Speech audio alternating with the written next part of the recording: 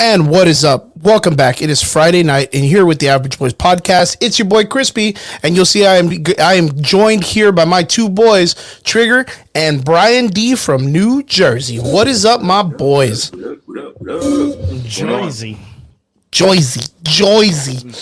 You guys always sound funny doing that, by the way. I know, because we're not from there. We can't say it correctly. Brian, I actually have to ask you this, man. So my wife says that I say yesterday the same way a person in New Jersey does.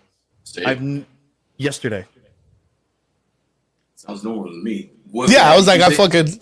Yeah, but is it normal because you're from Jersey, or is it normal because that's a great question. I honestly have no idea if it's because I'm from Jersey and it just sounds normal or what. I'm not exactly sure how you're supposed to sound saying that. So well, because she's like, you say yesterday, and I'm like, what the fuck are you talking? Yeah, I was like, the fuck are you talking?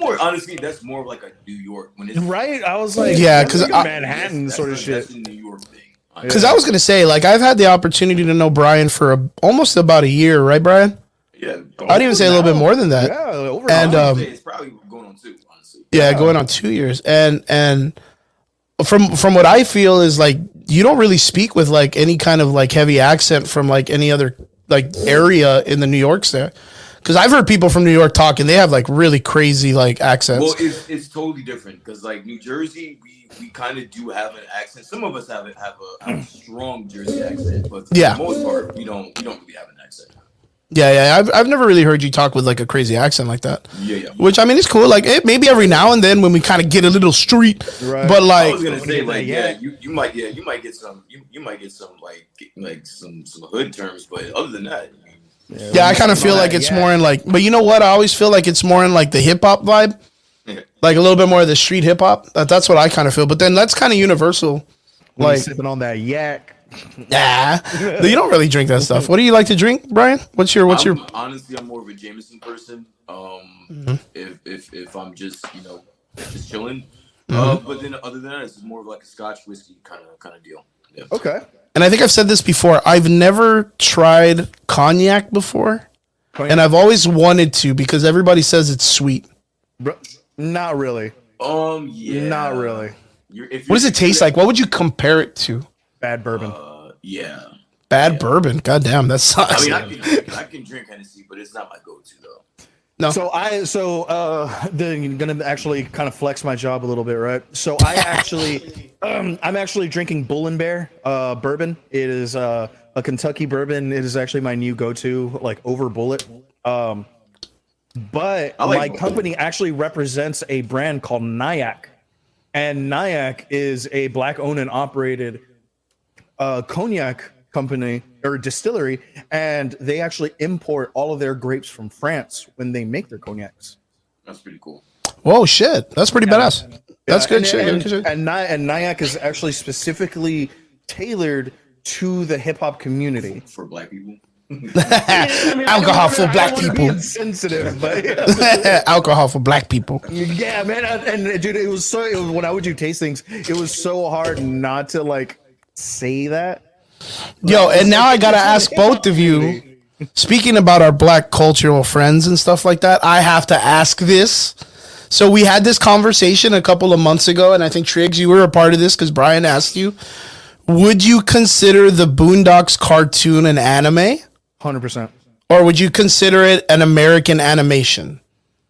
And then how do you consider that to the culture of knowing that we now officially have a black-owned animation studio in Japan, and that being noticed as the first black Asian animation franchise or whatnot in history? Honestly, man, like... That's a good question, though, right? That you guys can't tell me that's not a good question. Well, here's the thing. If you break down, like, anime, right? It's animation, right? So, like, if you really want to get, the I believe it's important sometimes because that guy does deserves his praise. This gentleman that started his own studio in Japan. That, man, but here's the thing. Like, I consider Boondocks an anime because it has a lot of tropes that from anime. That anime do. but is this yes an American animation? I mean I consider it on the same level like of anime trope and anime like feel as Avatar. Yet again, Okay. American animation, and I would gladly consider that an anime. Yeah, that's I mean, it's one of those things. I think Avatar was a really, really good show of force when it came to the American culture jumping into the genre of anime also. Yeah, like dude, trying to and flex its like studio stuff. And to be honest, we didn't fail. That I mean, they became a cult classic fucking immediately. I'll just show this real quick just so you guys can see it because I want to give this guy his marks. This is the first black owned anime Japanese studio in Japan. Man, sell me weed, man. And I 100% am so proud of this because I don't know how many people know, but like in the Asian culture, like people that are of different descents like that are really like they're not aggressive, but it's just so embedded in the culture that they don't treat them politely. So to see someone thriving in this type of situation in Japan, yo, I give it up to this gentleman. His name is Dart. Isam? What is it? Is it not Arthel Isam? No, it's director. Yeah, there we go. Arthel Isam, CEO of art director D'Art Shotjo. Shotjo. Yeah, his works for featured in music videos such as The Weeknd, Jay-Z, Pharrell, and others. So shout out to this gentleman for doing that, man. I give it up to him. But yeah, okay. That was a real crazy side quest. I had just read about that guy a couple weeks ago, and I was like, dude, fucking ups on him, man. Ups on him. Man, why did we bring that shit up earlier, dude? Right? I didn't even mention that earlier in our discussions before. Want to give a shout out to Rob. Rob, we see you, boy. Shout out to anybody else out there watching us live. Thank you guys so much for tuning in. We appreciate you. We're going to be talking about some interesting stuff today. Wait, we got, of course. I want to hold on 1 second. I want to just give a shout out to everyone that's been in the Discord with me over the past week. Hey, yeah, man, for real. I've been seeing super lit in the Discord, bro. Dude, yeah, the Discord's fun, man. Jump in a little bit more and stuff like that, and try and comment and shit. I'm so happy you guys are in there. I know that George, Michael Betancourt's usually in there. Of course, my friend Christella. You boys are in it. Fucking David's here. What's up, David? Rob's in it, of course. And yeah, it's just fun, man. And we have a bunch of things that we got planned up that we're really, really pushing on. And like I said, it's just, I had told you guys about this like last week, I think, on how fun it's been with everybody, like dropping memes and then like talking spoilers. And of course, like my brain, it's so funny, dude. My brain is constantly rushing. And of course, like in the last couple of weeks, of course, we've been kind of touching base on what Marvel's been doing, of course, with the films. We just had the release of Quantumania. It had its ups, it has its down. Of course, like we were talking about its, I think right now everybody's kind of covering this like drop off in the film. We get it. It's not everybody's cup of tea. And of course, when people are loud about it, it's good because the studio hears it and hopefully they come back and they fix it. That's what we want. We just want them to fix things. They can do whatever the fuck they want with it. We just want them to fix it. But it gets us to always get our nerd vibes out. And of course, one things that I always have a tendency to say is, what a time to be alive as a nerd, that we're getting all of this badass content to actually see. Because like back in the day, we just had like the Fantastic Four, that weird one. Yeah, we had the Captain America from the 70s. Yeah. The fucking we had all the weird shit. I mean, if anything, I'll die on this fucking sword. The only thing back in the day that I would consider that would be close to cool, like the nowadays shit, was Blade. I think the Blade movies were like instantly the coolest shit that Marvel was pumping out. Yeah. And Marvel knew it too. They were like, fuck, this is a gold mine, dude. Give Wesley Snipes whatever he wants. The Blade saved the company. Yeah. I man, that's like one of my biggest marks. So yeah, now we have all this beautiful content that we could talk about, and all the beautiful movies that we can watch. I'm excited. You already know that Wesley Snipes is like, I saved Marvel, motherfucker. Yeah, he's gonna tell everyone that every day. And you know what? On his fucking resume. I really hope that Marvel finds a way to like get him in the Blade movie, like in some way, like in the new one with Mashallah Ali. What if they made him the new Whistler? That's what I was kind of thinking. But wait, hold on. Don't you think that would kind of like shadow the movie if you had him in this movie? I mean, because he is a big fucking star in the Blade. You can't think Blade without Wesley Snipes. Well, that's the reason why I don't want him in my fucking movie. Well, yeah, of course, yeah, because you want him in there because he did such a phenomenal job the first time. Oh, he doesn't. But like, I don't want him in my movie because he's gonna shadow. Yeah, because he's gonna walk over like Mashallah Ali's. They're gonna always compare him to it, right? If we're To be fair, it's not like Mashallah has like a whole lot of want to do this movie anymore. Anyway. Well, yeah, but that's not his fault. Yeah, I don't blame. Yeah, I don't blame him.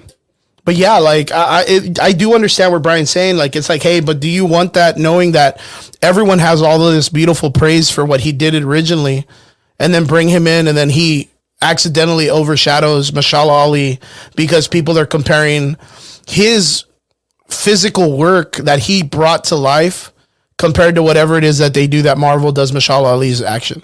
Now, if we're talking like Secret Wars, where you bring in multiple Blades, and I can see that, but for that'd be cool. In the Blade movie, I would keep him far the fuck away from that movie. What if you just made him like the human police chief, or like you brought him and put him in like a small role, or you know what, like you know what, even better. What if they did it like a Lou Ferrigno in the Hulk movies? All right, where like he's like a security guard or something. But if you see him, what are you gonna say?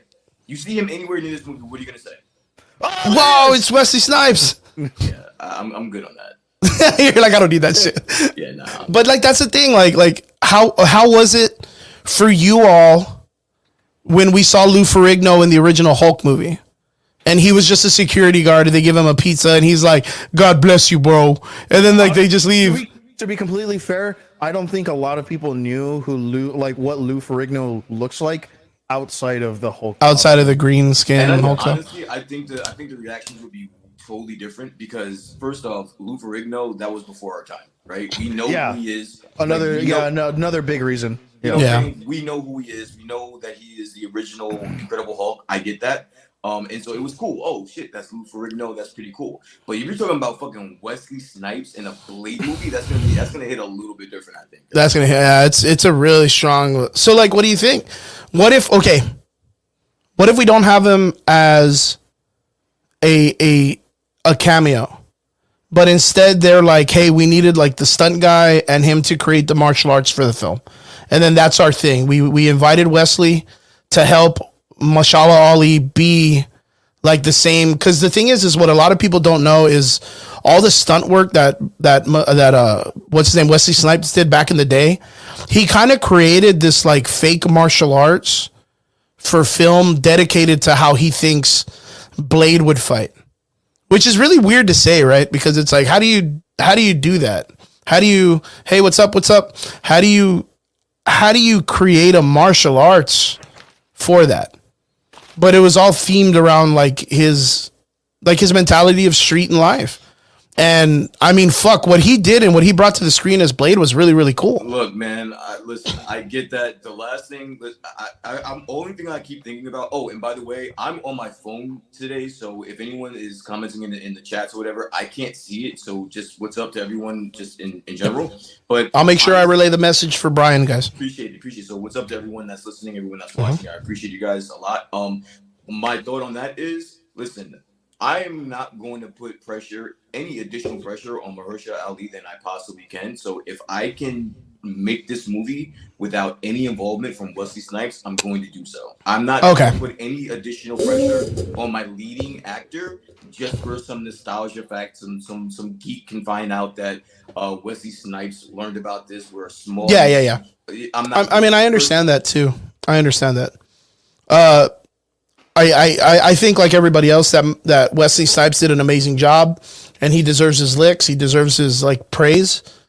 But yeah, maybe that's the point, is like, it's that time to pass the torch and not have these guys come and save the franchise just based on their reputation from the past. Right? If you're going to do that, then just give me another Blade movie with fucking Wesley Snipes. I mean, he could probably do it. They've done all these other movies with Tobey Maguire and all these other old ass motherfuckers. I mean, Patrick Stewart is still out here doing Patrick Stewart shit, and he's like, damn, that guy's pushing almost 80, man. He is 80. So I mean, even with that, even that, Hugh Jackman, dude. Hugh Jackman about to come back. He's pumping iron like crazy in his what is it, his Twitter? He's been pumping pictures out saying that he has to get back in that Wolverine shape. And I 100% believe he's going to get in that Wolverine shape. Yo, I did 100%. anyone see the pictures of Jake Gyllenhaal for like whatever movie? For some film, right? Did you see him? Dude, he looked ripped to shit, man. He looked amazing. Dude, I don't know. You mean Southpaw? No. So it's a new movie that he's coming out with. So earlier today, I know exactly what you're talking about. Earlier today, Conor McGregor came out at UFC 222 and got on the microphone and was like, yo, what's up, everybody? He wasn't supposed to be there. He's not like fighting or anything. And he shows up and he's like, hey, I want to say what's up. And thank you all for coming out to 222. And he goes, as a matter of fact, I'm going to bring up a camera guy right now in my production company because we're filming a movie and you're all going to be in it for the weigh-ins. And I was like, oh, okay, cool. They're doing some documentary or whatever. Lo and behold, motherfucking Jake Gyllenhaal comes out because in the film that he's doing, Jake Gyllenhaal is the MMA fighter. And they're doing weigh-ins, and he takes his motherfucking shirt, and this guy is like Luke Rockhold built to fucking shit. Like, I am not even lying. He looks tremendously in shape. So the weigh-ins for the Bones fight for tomorrow happened today, and that's where they filmed this scene in this upcoming movie, which John Jones is like shit, by the way. I don't know if he's gonna win tomorrow, dude. But yeah, the weigh-ins happened today, and after the weigh-ins, they had that scene when Jake Gyllenhaal came out. He looked fucking shredded. As a matter of fact, what I'm gonna do is I'm gonna play the video. Our boy Robert had that video up on his Facebook, and I'm gonna screenshot this from Facebook right now so you guys can, so everybody here in the chat and everybody that's here live with us can see this weigh-in shit. So there's Jake Gyllenhaal. His character is playing a UFC fighter. I'm not really sure who or what, but it says Jake Gyllenhaal filmed a scene for his upcoming. Oh, it's Roadhouse. It's a fucking make. Oh shit, it's the Roadhouse remake. I just want to give. I want to give my fucking praise to this guy because boy is this dude in shape for this shit. Look at how ripped this dude looks. Yo, this was Waterboy, guys. Or this was Bubble Boy. Remember that shit back in the day? God, this guy looks good, dude. Like straight up, that's like the physique is on fire, dude. And of course, like right now, since it's for a film, everybody's playing their role. They told Dana White and all that other stuff. So, and there's another video. I'll see if I could find it. It's a beef video. Yeah. So shout out to Rob. Thank you very much, man, for putting that up. The next Batman, Vince says in the comment section. Yo. I'm actually gonna send it to you on our chat right now. Let me ask you guys a question. I know you guys are both UFC fans. Does John Jones have a shot to win this fight tomorrow? John Jones is probably one of the greatest fucking hand-to-hand combat specialists in the world. I understand that, but yes, 100% he does. Did you see what he looked like in the weigh-in today? Oh, because he had to gain weight to get at this weight class. Like, he had to get big, but like his fight IQ of understanding what to do at the right time is the thing that people lack. So like when you see John Jones and he clinches up, people automatically start throwing knees, where John Jones will throw a knee, pop an elbow, spinning back. Like, he does things that people don't think of unless you're used to fighting, like just fighting in general. If you know your weapons. And John Jones is spectacular at that. That's what makes him completely deadly. He's like I've said before. He has not been in the octagon in 2 years, bro. 3 years.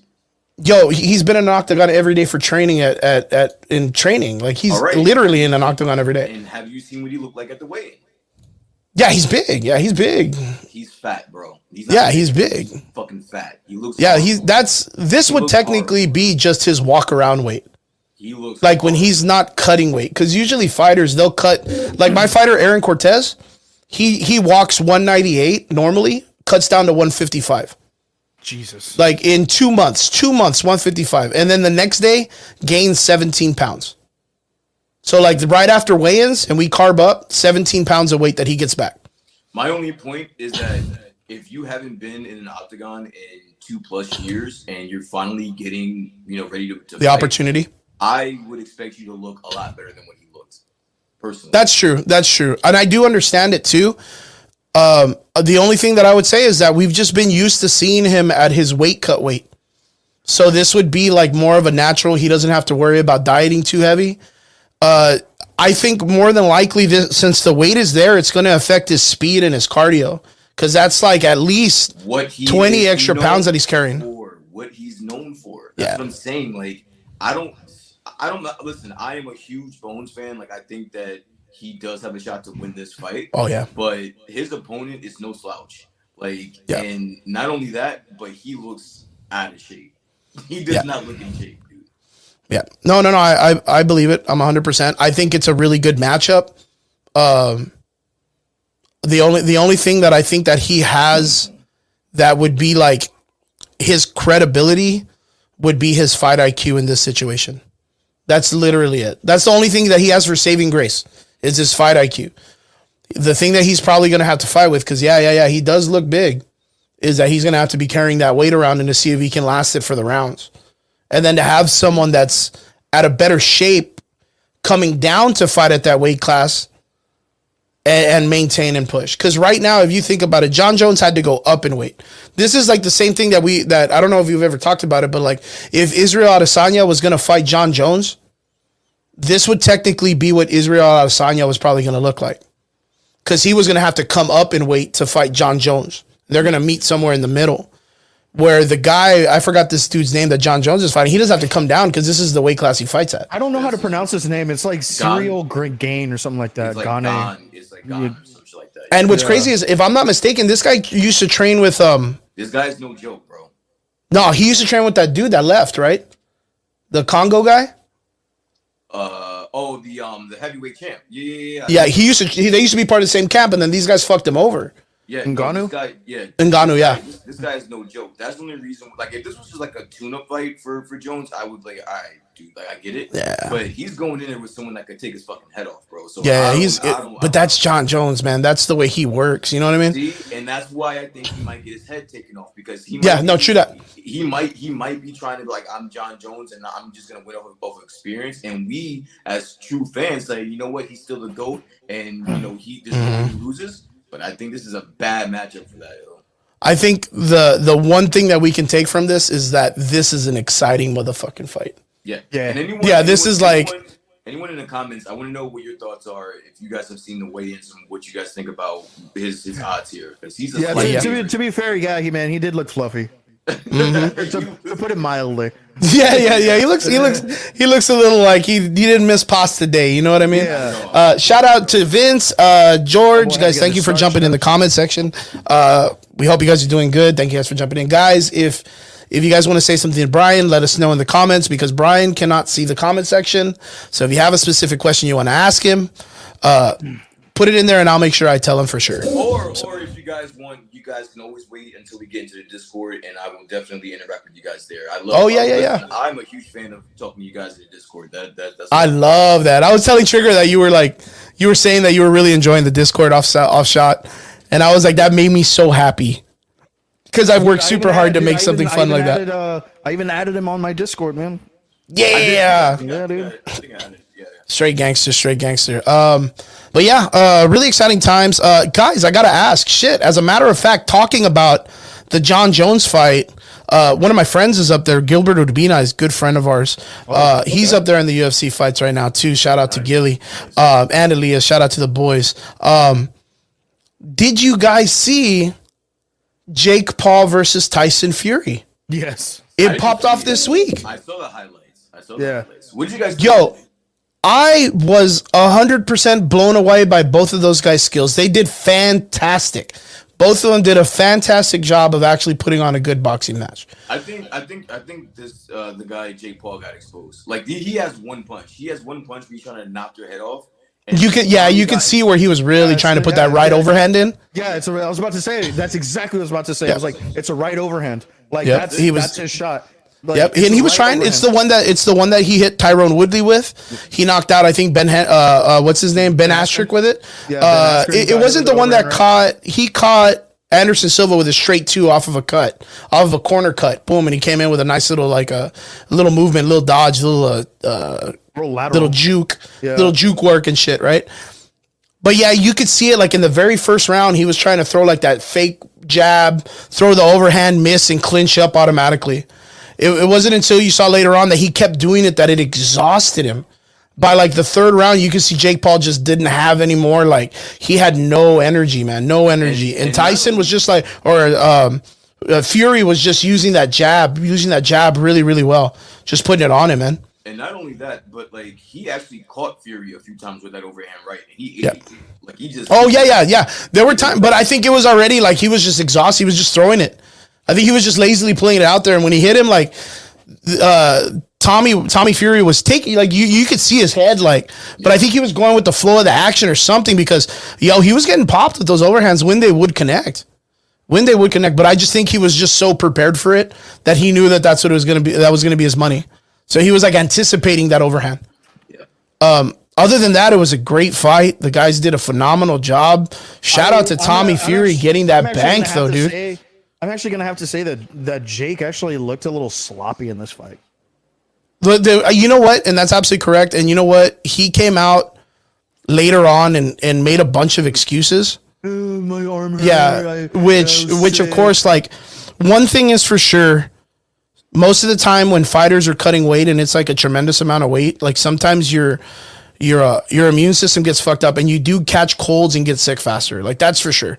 And I know that he said that one of the excuses that he said was like he felt sick or like just like not ready in a physical way. And then I do remember him saying something about like he had hurt his arm or something. Like, you're gonna get Jake Joseph Paul. You're gonna get the full name, and I was like, shut the fuck up, dude. What I was impressed with was the purse, dude.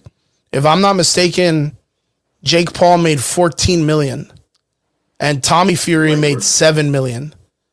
Like that was just the purse for themselves. And then to top it off, Jake Paul made the bet where he bet his whole purse. And I don't know if you remember, he bet like his first month's rent or mortgage, or I don't know what the fuck it was. He bet something really wild, dude. He put like all of it on this thing. So like that was, to me, that was another thing that was like, that'll make a man nervous. That'll make a man real nervous. This guy's paid millions for a fucking Pokemon card, dude. Like he's not broke. Like he didn't put. Oh no, yeah, that's not gonna phase him. Yeah, this guy's rich. But what's awesome is Tommy Fury went into that bet and the dad was like, "Fuck yeah, we'll take that bet," and he won, and he just got a newborn baby, dude. Yeah. Like, you know what I mean? Like he's set for a good amount of time for him and his family. He can kind of chill. I mean, no, he'll probably, continue on and fight. I think the best thing for these guys is KSI's got to get in this action. So KSI is probably going to be the next one. KSI has been doing good. There's this other gentleman that fights alongside with him called Salt Poppy. Have you ever heard of this cat? No. I mean, what a fucking name. He's a Filipino guy that does like fake running videos on TikTok.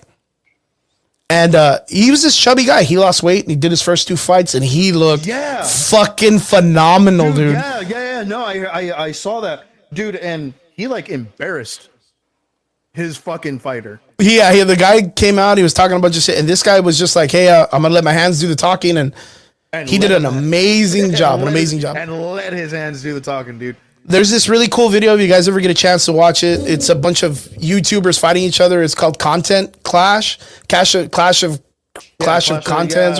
Yeah.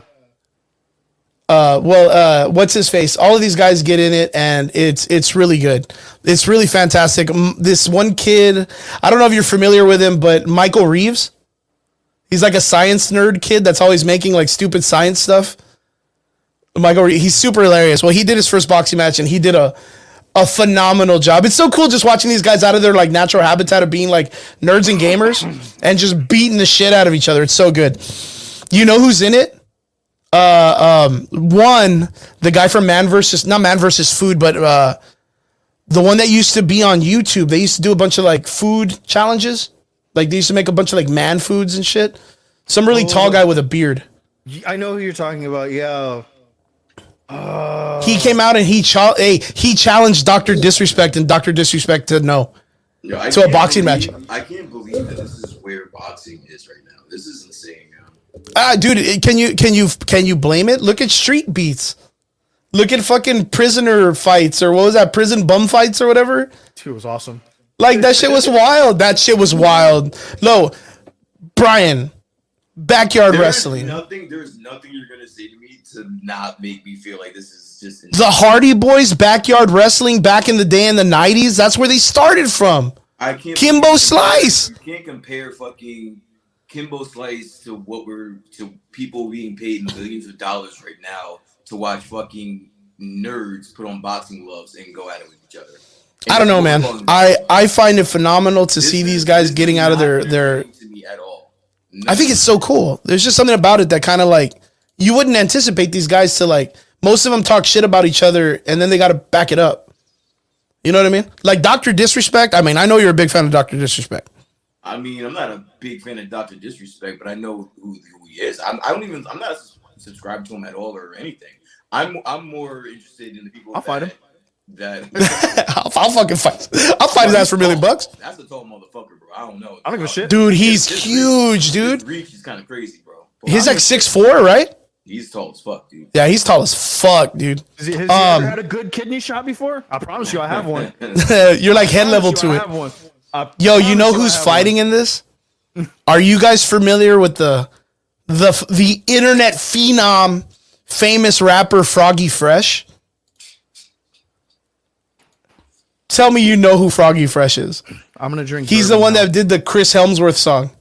I'm gonna drink more bourbon now. He's fighting in the next creator class. Why do you know some kid called Froggy Fresh? Dude, you don't know Froggy Fresh. That's Krispy Kreme. He's one of the greatest fucking rappers of our time. Talking English to me? I guarantee you guys know who it is. I guarantee. I tell everybody about him. He's from Austin, Texas. He's like 3'7", bro.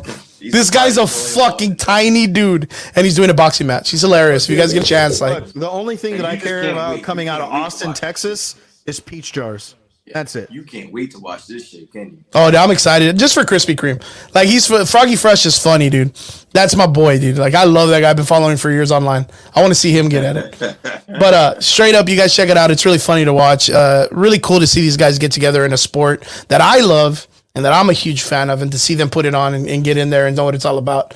But yeah. Straight up, fun little talks, boys. I just wanted to know if you guys had seen the Jake Paul and Tommy Fury fight. I thought it was very interesting. Jake Paul has taken his first loss. The king has been dethroned. And I want to ask you guys, as content creators yourselves and people who understand image and popularity and understanding about reputation, what do you guys think the next move? I mean, this guy, dude, any movie he makes money. But what do you think would be the next move for him? Because he's pretty solid about wanting to be... He's already stated in boxing. He's already stated that he's making his move to MMA. Okay, that's oh yeah, he did sign a contract. He called out the Diaz brothers, one of them at least. Oh shit, that's a big call, man. It's a big fucking call. What about you, Brian? What do you think's a good move for him? I mean, anything this guy does is a fucking move. It's a money move. His next move should be to go the fuck away, bro. I'm tired of you just want him to disappear, right? Him and his fucking gremlin looking brother, dude. I'm done with them, dude. Like, I'm over it. So you're not a big fan of like Logan and the WWE and all that stuff? Nah, not really. Nah. No. Do you feel like he's at least, because I mean, from what I heard, he's talented. Some people were saying like the kid could be a wrestler. Yeah. But do I necessarily look forward to seeing him or? Nah. Okay, I get you. Not really. Like, he doesn't really have that value as a character. That's my opinion. Yeah. I mean, he's done some pretty cool stuff that, adds visual, but I don't think he's really gone out there to really get people to like know he's either a face or a heel. It's not even that though. It's the fact that spot can be going to someone that is actually a wrestler. Deserving.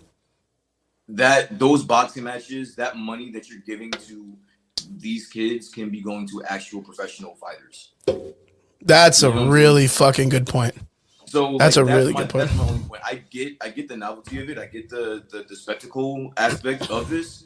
But do I necessarily look forward to seeing any of this shit? No. Will I tune in? Yeah. I mean, it is interesting, but I'm not looking forward to it. Especially when it comes to WWE. I just think that he's gonna be in WrestleMania. Like that match can go to somebody that has been in who's worth it, for years that actually deserves that shot. That's a really good point. That's a really, really good point. Good call, bro. Good call. That's a really good call. All right, boys. Onward to our next part, our real part of the conversations today. So we're gonna start getting into our discussions. Our meat and potatoes. Our meat and potatoes. First one is going to be discussing Of course, we here at the Average Boys Podcast, we talk a lot about comics to films, Marvel and DC. And my boy Brian made a really good point a couple of weeks ago when we were discussing Wakanda Forever. We were talking about Namor. We're talking about the idea of them getting the acquisitions for these characters because at the time and still to this day, Universal still owns the rights to Namor and the Hulk.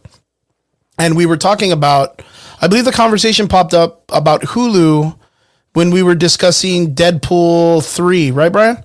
Yeah, because it came out that Deadpool 3 was getting an R rating for, now being a Disney property. Yeah. Yeah, and I think my thing was like, well, how did they do it? Because, Disney's like a family-oriented and child-oriented show thing. So how do you do it with it being rated R? And I think you made a fucking great point by saying like, well, what if they just used Hulu as like the new platform to do like the Disney rated R movies, and then them successfully pushing Hulu to be this like this space for those type of films. And I thought it was a spectacular idea. Only to find out that Disney has been in discussions with Hulu to sell the property to Universal. Now, how do you guys think about that? Just to backtrack really quick, I don't know when Disney acquired the Fox Searchlight or whatever part of Fox they acquired, if they dissolved that property. So they can also put this out as a Fox Searchlight or whatever property and not actually be like a Disney title on it. So that could be another okay, way to circumvent that. Like I think so. But to answer your question, I think it's awesome because I think that Universal isn't doing dick with the Hulk. So they might as well, if they're gonna get the catalog for Hulu and everything that is, with Hulu, I think there's a lot of red tape around that involved with that, because some of these IPs that are on Hulu aren't really owned by Disney. They're just on Hulu on their platform. I think there's a lot of red tape there, but I do think that would be a big acquisition for Universal. And trade off is that now us in the MCU get the Incredible Hulk, which I think is dope. Yeah, that's a good point. What about you, Triggs? What do you think? Honestly, man, like I kind of feel like it's a bit of a moot point. Reason being is because we already have the first two Deadpool films on the Disney app. So if that's the case, why put them there in the first place? Why have Daredevil, that's already there, where, you have one scene of a guy's head literally being crushed in a fucking car door. Same thing with the Punisher, right? The Punisher's on there also? Yeah. The Punisher was even more brutal. Yeah. I mean, you see a guy's fucking face get dragged across, open glass. I mean, and even with that, like we just talked about it earlier, and I talked about this on the podcast, I want to say like maybe even like 2 weeks ago, where I was saying that, during the conversation about the Deadpool rated R and stuff, I brought up that in Thor Love and Thunder, there's a scene where Gore the God Butcher literally rips the head off of like some little animal and tosses it to the group of kidnapped children. And there's like meat parts hanging off of the head and all this stuff. And you're kind of like, when I saw it, I was kind of like, wow, that's kind of fucking brutal to be on like the Disney Channel. I mean, there was one cut scene from Endgame where Thanos throws Captain America's head at like the Avengers. But it's after he punches it off. Yeah. I mean, it's one of those things, but are we, I guess the idea is like, are we coming to that cusp where we're allowing it and understanding that Disney's not just a child format anymore? I think, are we okay with this? I mean, yeah, we're okay with that. I don't give a fuck. Honestly, I am. Reason being, diversify, dude. Like, if you stick with your same niche that you've had for pretty much coming up on 100 years now, I mean, sink or swim, dude. The future's now. What do you think, Brian? I definitely feel like they should stay with the family friendly aspect of it. I don't think they should deviate away from that. but I do think that they're a fucking monopoly, bro. They have their hands on so many different things. They can put different things, like different movies or different IPs on different platforms. It doesn't have to be Disney. And they already have. You know, to be completely fair, they already have. Yeah, so like I'm saying, they're already doing it.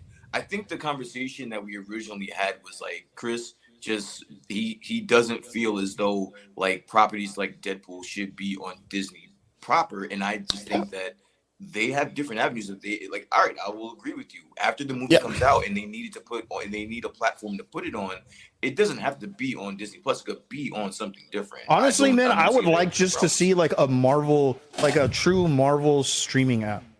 Yeah, but that takes another genre of them needing to put more money into something else. And I guess we kind of come to terms that Disney isn't really like winning a lot of shit right now, and they need to kind of like come to terms with like consolidate, save money, don't turn into what DC did. Yeah, you know, or DC's doing. Disney Plus has been a huge L for Disney. Yeah, it's a saving grace for it. For a lot of the failing films that fail in movies, Disney's picking them up. Disney Plus is picking them up. But I'm saying Disney Plus as a whole, as an app, it's been a huge L. They have been dumping money. It has been reported that they've lost almost billions on that. There's no new subscribers. Every investor call or whatever, they're reporting that they're losing so much money, they're hemorrhaging money, and Disney Plus is a huge problem. Huge problem with it. Yeah.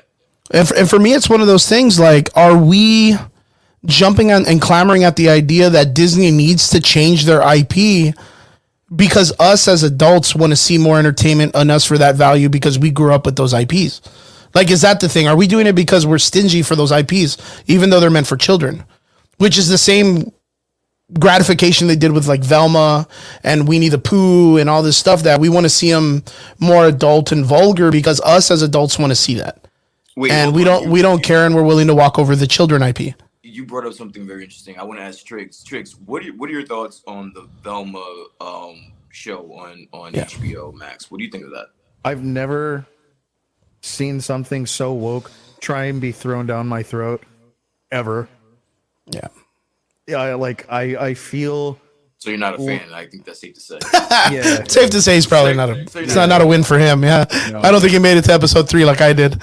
Yeah, yeah, I watched it. I got to episode 3 and I couldn't make it past. I got like the first 5 minutes and I was like, this is trash.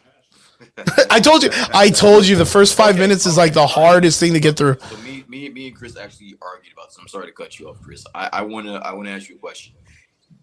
From the 5 minutes that you watched, did it change your perspective or did it ruin Scooby-Doo for you that you knew it as before? No. Okay.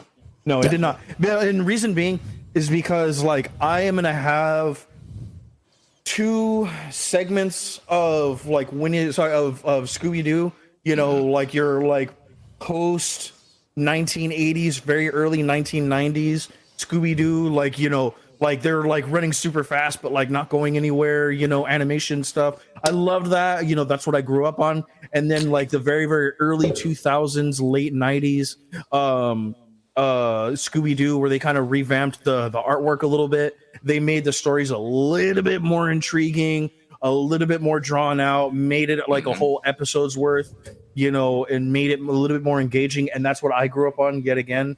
And then after that, you know, like the movies and stuff like that. Granted, those movies were throwaways. They were kind of funny, you know, whatever. And then like, that's where I stopped. I stopped at those movies, and that's where I'm going to keep myself. So like, if people are going to be like, oh, well, Trigger's just ignorantly bliss and doesn't want to get woke or whatever, fine, fuck it, dude, whatever, cancel me. But like, no, because then we had that idea, right? People were like, yo, well, what if we could get a more up-to-date version of Scooby-Doo? And I think Supernatural hit it right on the button, because Supernatural did do a Scooby-Doo episode with the actual animators and everybody. It was hilarious. And it was fucking cool. Like, it was fun. It was up-to-date. You know, there was little jabs on the jaw to the characters about being kind of dumb and stupid or whatever, but it did not change the composure of the original style to benefit the show Supernatural. It just stayed the same, and it worked. It worked fairly well. Supernatural conformed to Scooby-Doo. To Scooby-Doo because it respected it. It respected the IP. And thank God they did, because it was a fantastic episode. Yeah. But like, you know, I think I told Brian, like, I really tried to sit there and be like, okay, I'm going to open my mind. I'm going to open my third eye, and I'm going to watch Velma, and I'm really going to try to accept this. And it was very hard to get past, like, the push that they were trying to get. You know what Velma reminded me of? Which one? Chris, do you remember that fucking Starship Troopers? No, that Starfire offshoot comic book about her daughter who's super emo. Yeah, I remember. Very LGBT, you know, inclusive and stuff like that. And it was just a woke piece of shit. Yeah. It was the same thing as the New Warriors book. Yeah. Like, I don't know if you remember. Brian, go ahead. I was going to say, I don't want us to get us too off track. I kind of want to keep us. Yeah. Like, I didn't even really want to bring up the Velma thing because I kind of guess I can see where Trick was going to go. But no, but it's a good point because I mean, I would say, like, out of all three of us, I'm kind of a little bit more stern and kind of like against all like the extra shit they're trying to do with all these things. Yeah, I'm not gonna lie. Like, you are a bit of a continuity, you know, not seeing. Yeah, like and I don't mind. I stand my ground. Yeah, and like, fair enough. Like, you know, like, fair enough. Some things are better left untouched, right? True. Scooby-Doo, I honestly think, is one of those and should still be one of those. Like, it wasn't broke. Don't fix it. Yeah. And I'm from the perspective, I really could care less about Scooby-Doo. Even as a kid, it really wasn't one of my favorites. Yeah. I don't give a fuck what they do with Scooby-Doo. And it's either going to be for you, it's not going to be for you. I don't care. My only issue was everyone saying, oh my God, Scooby-Doo is ruined for me. I'm like, a lot of people that were jumping at that concept. That's super overdramatic. Yeah. For me, it's one of those things, like, it doesn't really ruin it. I just want to see if they're going to say, this is where it is now, and this is where it's going to stay. Yeah. And you know, because it's like, okay, so what do we get now? Like, now that Velma came out and it was like a complete flop, do the original people who own the IP come back and be like, hey, you know what? Like, why don't you just give us the movie or give us the rights back, and we'll just go back and do what we were doing? Because apparently what we were doing did better than this. You know what I mean? Like, what do they do? Like, I mean, I don't see like there's a big drive for people to be like, you know what? They need to redo Scooby like Endgame. Like, I don't really see that as a big thing right now. Yeah. But yeah, I mean, I can get what you're saying, but in the aspect of it, the whole like it's ruined for me is so over dramatic, dude. You know, and this is gonna be my last like little 2-minute tangent. That's like saying that the new fucking Winnie the Pooh Blood and Honey movie completely ruined Winnie the Pooh. Yeah, Winnie the Pooh in general, and Kingdom Hearts and everything else. Are you fucking serious, dude? Yeah. Like, when was the last time you watched? You really sat down and cared about that IP. Yeah. When was the last time you watched a Winnie the Pooh movie? When was the last time I was 9. I'm pretty sure I was 9 years old, dude. Like, I think we need to. There's an idea that we need to probably get ready for, because we just saw that this past week they released a trailer for the new Peter Pan and Wendy, and they changed the gender on. Right now, everybody's complaining about Tinkerbell and Peter Pan, because primarily those characters have always been Anglo white characters, white characters made, which I understand. I can see why people are upset, but it's like one of those things, like, give it a chance, see if it's good. I mean, fuck, maybe they knock it off. Maybe they knock it out of the park. Same thing with Little Mermaid. Little Mermaid. Yeah, give it a chance, man. Let it fucking bake a little bit. Yeah. If it fails, it fails, and then they see that in the numbers and the money, and then they go back to what they were doing before. It don't matter. It does not matter to me. That shit's just like, yeah, okay, cool. Like, we're already past the cusp. There's nobody that's gonna protest to make the studios go, oh, okay, you know what? Maybe I'll go with what you're saying. Yeah, like, they're gonna do what they're doing. I mean, dude, for fuck's sakes, Quantumania showed MODOK's ass cheeks as the dude, the CG guy, being like, that was the best part. I needed to have that scene. Did you see what was it? The director or the writer came the out writer and said, yeah, you know, I really don't care what the fucking fans are saying. Fans are saying, yeah. I wanted to ask you guys this. I like that, yo, for real? I like that shit. What's your take on that? I gotta know your take on this. I like it because you know what, bro. You know what? This is my creation. This is what I made. You can either fuck with it or not. And if you're gonna be salty about it, I can understand where you're being salty about it. But this is what I put out, and so y'all can kiss my ass. Yeah. Then the numbers speak and they have a 75% dropout. That's fine.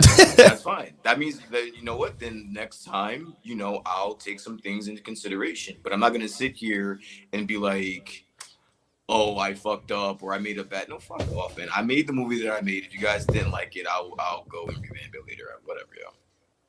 I like it. I like you. Listen, I am always gonna be a proponent of someone doing something and then standing on that shit. What I'm not gonna be a proponent of is making some shit and then bowing to the people that are saying that I did a bad job or trying to tell me what I did was wrong. Fuck that. No, Trigger? I made this. I'm standing on that shit.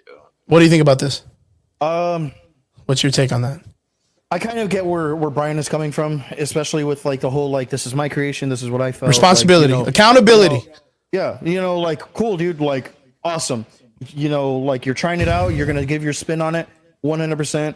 And more on to add, on what Brian says. There's a reason fans should never write fucking movies. Just okay, but at the same time, shut your fucking mouth, writer guy. Yeah. No, writer, shut your fucking mouth. I see both sides. Yeah. I've been reading comic books for 25 fucking years, dude. Sit your little bitch ass. I've been writing for 2.5 years down. I'll slap the fucking taste out of your fucking MODOK having now. I think is unanimous. We all wait, Triggs, have you seen the movie yet? Yeah, he saw it. Yeah, he finally saw it. Yep, okay. I finally saw it. And I'm pretty sure you're probably along the lines with us, like it's meh, like whatever it is. Yeah, dude, it's mid. It's so mid, dude. It's mids, right? That's across the board. So it's not like I'm sitting here defending it because I think it's a great fucking movie. I think it's lower tier mids. But again, there is something that I do like about someone standing on your shit, like dude, and I completely get that. And like I will 100% be a proponent for somebody who wants to give some sort of change to a pre-existing IP, but to try and enhance or try and like give a new spin on that. When there's a whole like shift to certain things, nah, dude. Okay, Chris, we are clearing the lanes. It's a fast break. Go ahead, bro. Go for it, man. Tell us how much you just hate this shit. Go for it. Oh, actually, I'm not too bad about it because the idea is the numbers speak for themselves. Okay. This person can come out and say, hey, you know what? Well, I did better. I did this and that and all this stuff. And it's like, well, I mean, the consensus of people are saying that it's shit. You know what I mean? We have Plush Max. Hold on. The Rotten Tomatoes say differently. They're saying that it's actually a pretty good score for the audience that has seen the movie. It's the critics that are an issue. Hold on. So someone in the comment section, his name's Plus Max. He's talking from Twitter. He says, Brian is anti-democracy SMH. He says, so does Brian respect Hitler because he stood on his shit? No. You're going to have to explain that, dude. Isn't that pro-democracy is being the fact that you have the ability to do what you want to do, and then if people don't like it, you tell them to shut the fuck up? Yeah, I mean, it's the idea of people need to have accountability for their shit. Yeah. Accountability is where it stands. And we're talking about a movie. We're not talking about someone that's a tyrant on a whole fucking dude that tried to delete an entire race of people. We're not talking about that, Plush. To be completely fair, and this is MODOK we're talking about. Yeah.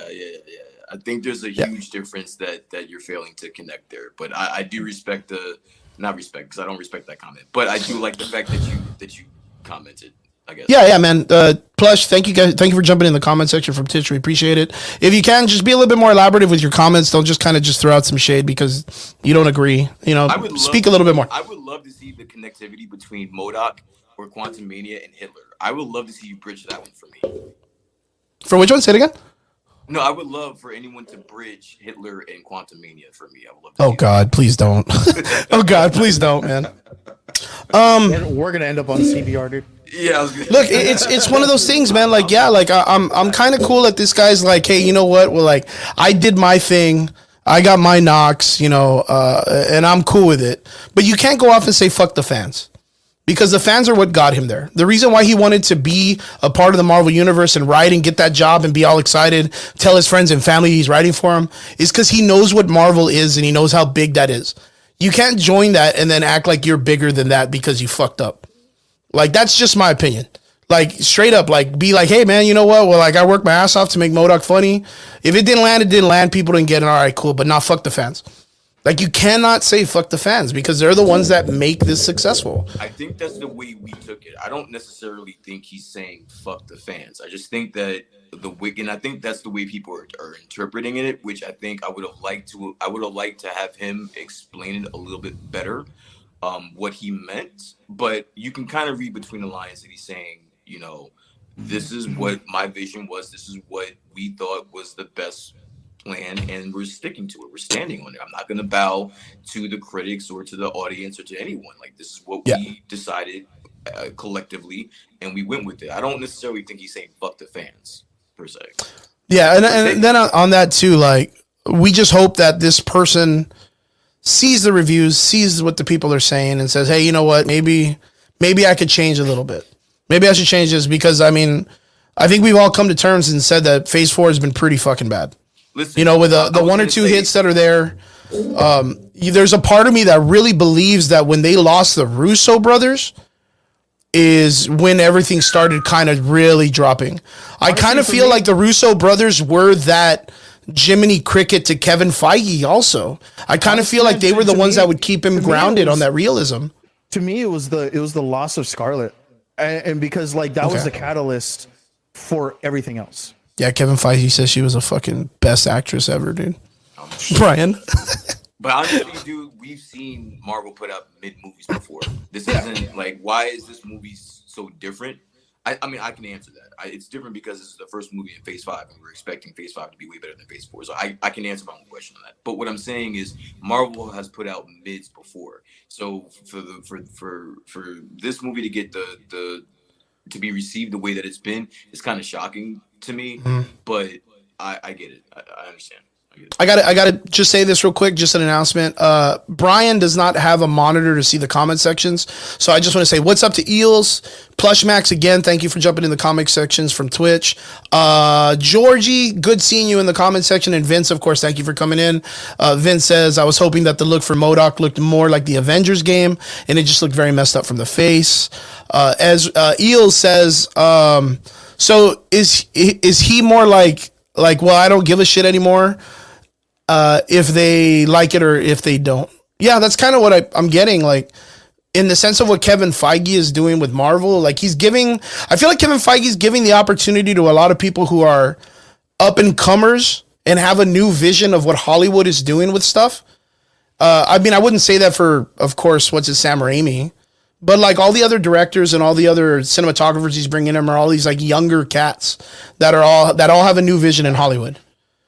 I mean, to be completely fair, he gave a lot of up and comers opportunities. Their opportunities, and it paid off.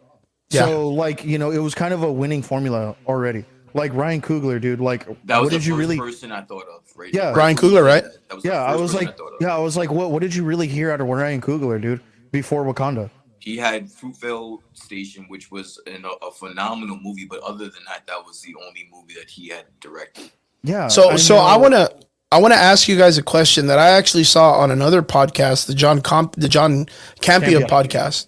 And it's not really based on an episode or anything that I saw or a video. It's just based on the question that the video was tagged on, which is, what do you think is the next $1 billion movie that Marvel puts out? Kang Dynasty. Well, I mean, okay, Kang Dynasty would possibly. So you're thinking that it's going to be one of the event films and not one of the extra films, the Doctor Strange, the Captain Americas, the Guardians. None of those are going to be any $1 billion films.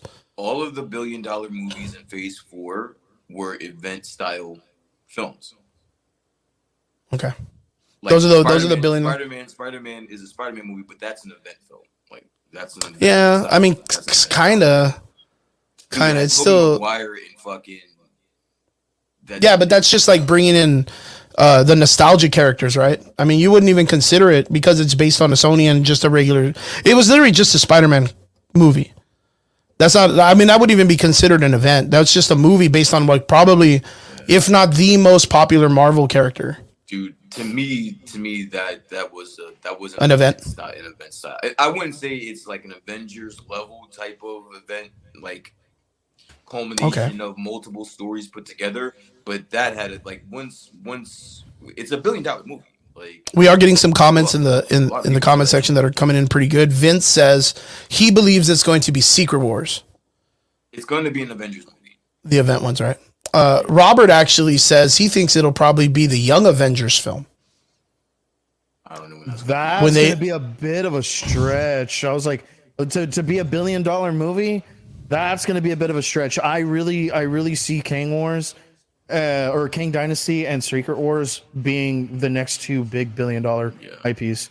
And then the last one is Eels puts it's going to be Spider-Verse 2. Oh, but that's a Sony property though. But that's Sony. I 100% believe it's going to be Spider-Man 2. Easily. Across the universe. That's a Sony Yeah. property. Yeah, that's more Sony though. But yeah, I could see that being a fucking $1 million to be film. completely Easy. honest, and like $1 billion.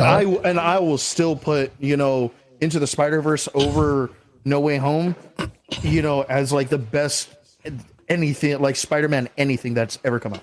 Oh, and I saw today that Nicolas Cage is damn near confirmed to be the Spider-Man. Oh, he's gonna be Spider-Man back. Noir.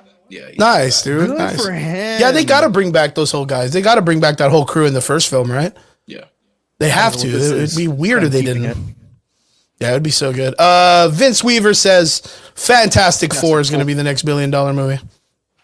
I mean, that's supposed to be end of Phase 5, isn't it? Yeah, because the question you asked was which the next Marvel $1 billion movie, and I think with the slate that we have, I'm not exactly. I think Fantastic Four will be here before King Dynasty, so maybe it's true. Maybe that is. Yeah. I mean, but then with the curse of what happened with the last Fantastic Four movie, But it's now going completely back to Marvel. Like, Yeah, I don't think. They're Okay. worried about that. yeah, no, I'm really gonna have to say like, no, this is gonna be it. but Brian made a good comment in our last show by stating that Quantumania should have been a Fantastic Four movie. Was that you, Brian, that said that? I think I said I see where they're drawing a parallel between the family Ant-Man? aspect. Yeah, the family aspect from Ant-Man and how they were trying to. Because after I heard that, I was kind of like, damn, that's not bad. To say, hey, you know what? Like, they're really focusing on the Pym family and the Lang family the way that they should be doing the first family of Marvel, the Fantastic Four. Reed family. Yeah, The they Reed missed a family, big- because- I think they missed a big opportunity there where they could have. I 100% agree with that. I 100% agree that they missed that. You could have honestly made this just a Fantastic Four origin, not an origin story, but like their introduction and introduce Kang, and they would have avoided all this mess. To be honest, Yeah. with you. But the fact that I can see that. Ant-Man movie, it just didn't land. Honestly, I could have even seen them introduce MODOK as like their big bad for Quantumania. Yeah, for Quantumania. And leave Kang as like the new big bad, like cameo, the same way that they did Thanos. Yeah, I can see that. That would have been cool too. That would have been really, really cool. George Vasquez, my boy Georgie, asks, who do you think will play Johnny Blaze? Froggy Fresh. I think we get Froggy Fresh, boy. Froggy Fresh. Tyler Cassidy. Yeah. Tyler Look him Cassidy. up, dude. dude. I was like, who the fuck is Froggy Fresh? And I was like, You fucking know who it is now, right? Dude, yeah, I know him as Tyler Cassidy, so that's why like I was like, who the fuck is this guy? Fucking, Yeah. fucking, Your boyfriend's a bitch. yeah, dude. Dude, Brian, I'm gonna send you his video later, and you're gonna be like, "Fuck, why do I like this guy, dude?" Anything of a guy named Froggy Fresh, bro. I don't. Well, what about Krispy Kreme? His nickname's Krispy Kreme, also. What about me naming him Krispy Kreme? Eels says, "Yo, if they make a new X-Men reboot, I think it would hit or be close to it. X-Men being $1 billion franchise, what do you guys think?" 100%. Yeah, it's a no-brainer. Okay. X-Men, so X-Men would probably be, because it's a Spider-Man thing, right? Like it's got a huge fucking name behind it. Yeah. Everybody that doesn't even read comics will be in line to watch that motherfucker, right? When is Deadpool supposed to come out? Soon. Let's check. Let me check right now. I'll bring that bitch up right now. I think it's like November. That might be the next $1 billion movie, dude. I can see that sneaky, like very especially with Logan coming back. Yeah, that's a sneaky movie that might be November 8th. I knew 2024. It was in November. Oh shit! Never mind. September 6th. Oh, but it was pushed back to November 8th. Okay, got it. I can see if that movie is even halfway decent, that could probably be $1 billion movie. Dude, you know what? I would give Daniel Radcliffe fucking Wolverine. Yeah, Harry Potter to be Wolverine, dude. Dude, you seen that kid? He's yoked. he's jacked. Yeah, he's Yeah, jacked. he's Jack. Jake Gyllenhaal, man. As a matter of fact, on that weight scale, man, you got to give him some love in some way right now, Honestly, man. I would say he should be the new Batman, the new fucking DCU Batman. Well, they got Robert Pattinson. I mean, we still got Robert Pattinson, and they're kind of doing his work, right? Separate entities, man. Fucking, I hate that shit. But yeah, you're right. God, I hate that, but you're right. Sorry, brother.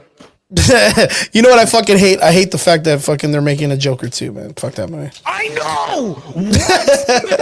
What? Okay. Fucking Joker 2. They're gonna make it a musical. Fucking god damn it. We've been down this road, but I love the fact that we are on DC. I love where we're at. I love where your heads are at, fellas. Yeah.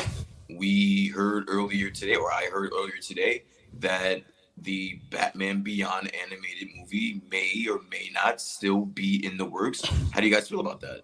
Fucking send it. Full send.